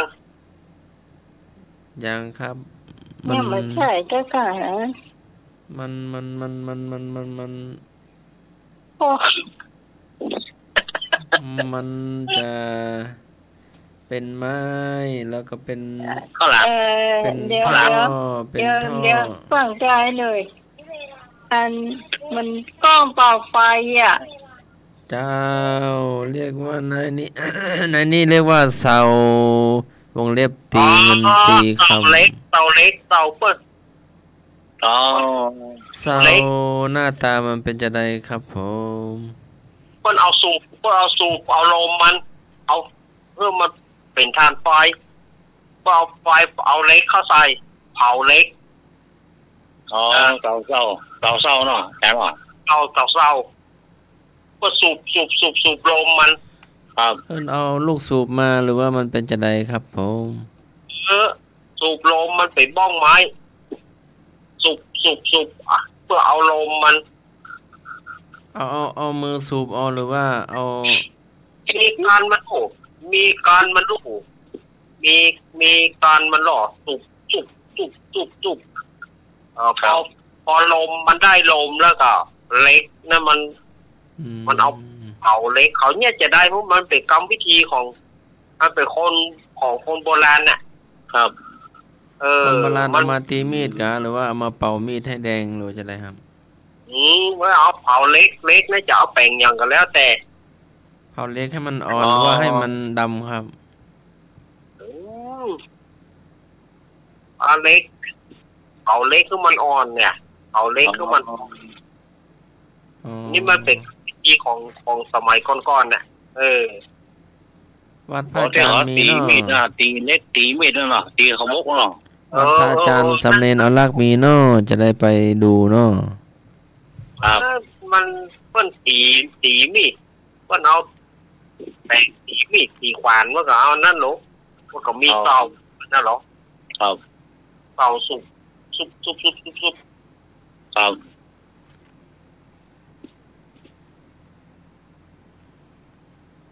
ตีมีก็กระจายนั่นนี่สักหนึ่งคำถามสักหนึ่งคำถามการสมัครมาเลยสักหนึ่งคำถามนี่เนาะโอนก็ปล่อยฮะปล่อยเย็นเจเนี่ยไปเจไปไหนแล้วอันใครโกนกานอนโกนกาหลับโกนกาหลับไปแล้วเราได้ยินเสียงโกนกา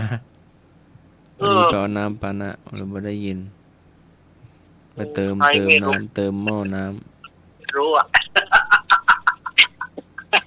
อย่างเจก็เสียให้หน่อยนะ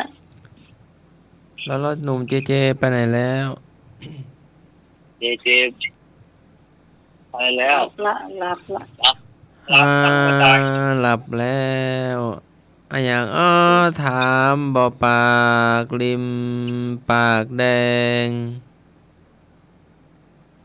พระพุทธรูปแม่นแล้วเม่น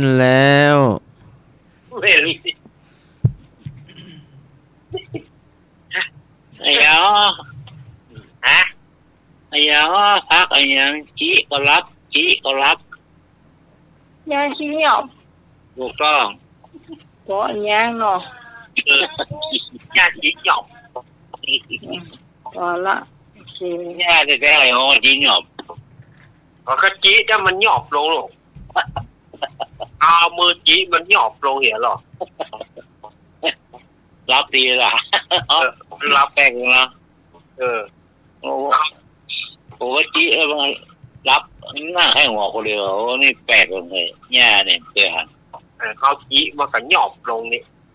ถ้าพวกไอ้หญ้าจี้หยอบเป็นใบจะดีอ่ะเอาจี้มันรับหมดละนี่แน่โดนแดดแล้วมายาราบนี่มายาราบ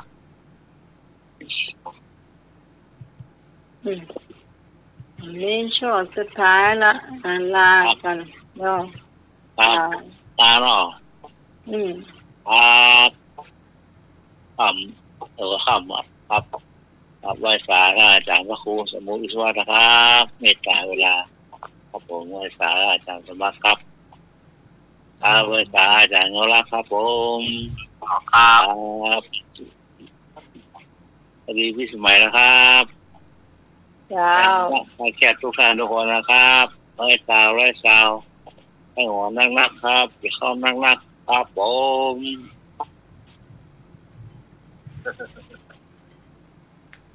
เราต่อไปเป็นสำเร็จเอารักเจ้าเอาละมาถึงช่วงสุดท้ายแล้วเนอะสถาญาติโยมฟังแล้วก็ต้องคิดอย่างนักฟังแล้วก็ถือว่าเป็นการเบาสมองเป็นการเป็นของแถมเนาะยามดึกสำหรับคนนอนดึกเนาะวันผู้ก้อยมาปะกันแต่ใหม่คืนนี้ขอความผาสุกความเจริญความสัสดีมีโจกจงเป็นของสถาญาติโยมทั้งหลายขอขอบคุณ ท่านอาจารย์วิศวัตรวรกิจโจขอขอบคุณท่านอาจารย์สมาร์ท ครับผม ขอบคุณลุงหนุ่ยตัวขอบคุณพี่สมัย เจ้า แล้วก็ขออนุโมทนากับญาติโยมที่ได้เปิดวิทยุรับฟังขอให้ท่านทั้งหลายประกอบด้วยอายุวันนาสุขภาพปฏิภาณธนสารสมบัติคิดสิ่งไหนขอสมความมาตรปรารถนารับได้เงินหมื่นตื่นได้เงินแสนขอให้สถาญาติโยมอยู่ดีมีสุขเหมือนกันทุกผู้ทุกคนนั้นจงจักมีจัตตารโอธรรมาวัฏันติอายุวโนสุขังพระลัง สาธุสมัครเจ้าย ะถาวาทีตถาการีพูดอย่างไรทำได้อย่างนั้นขอกราบไหว้สาและเจริญพร เจ้าสำหรับค่ำคืนนี้ขอบคุณคุณผู้ฟังทุกเสียงทุกสายที่มาช่วยกันจัดรายการธรรมะคลายเครียดของเราเลยเจ้าเราจะมาพบกันใหม่ในคืนพรุ่งนี้ตั้งแต่3 ทุ่มถึงเที่ยงคืนสำหรับวันนี้ข้าเจ้าพี่สมัยสุริโยดรต้องลาคุณผู้ฟังไปก่อนขอบคุณด้วยอาจารย์พระครูสมุวิศวะวรกิจโจผู้อำนวยการสถานีนะเจ้าที่เมตตาเวลาให้รายการของเรานะเจ้าสำหรับวันนี้ต้องลาคุณผู้ฟังไปเพียงเท่านี้ก่อนสวัสดีเจ้า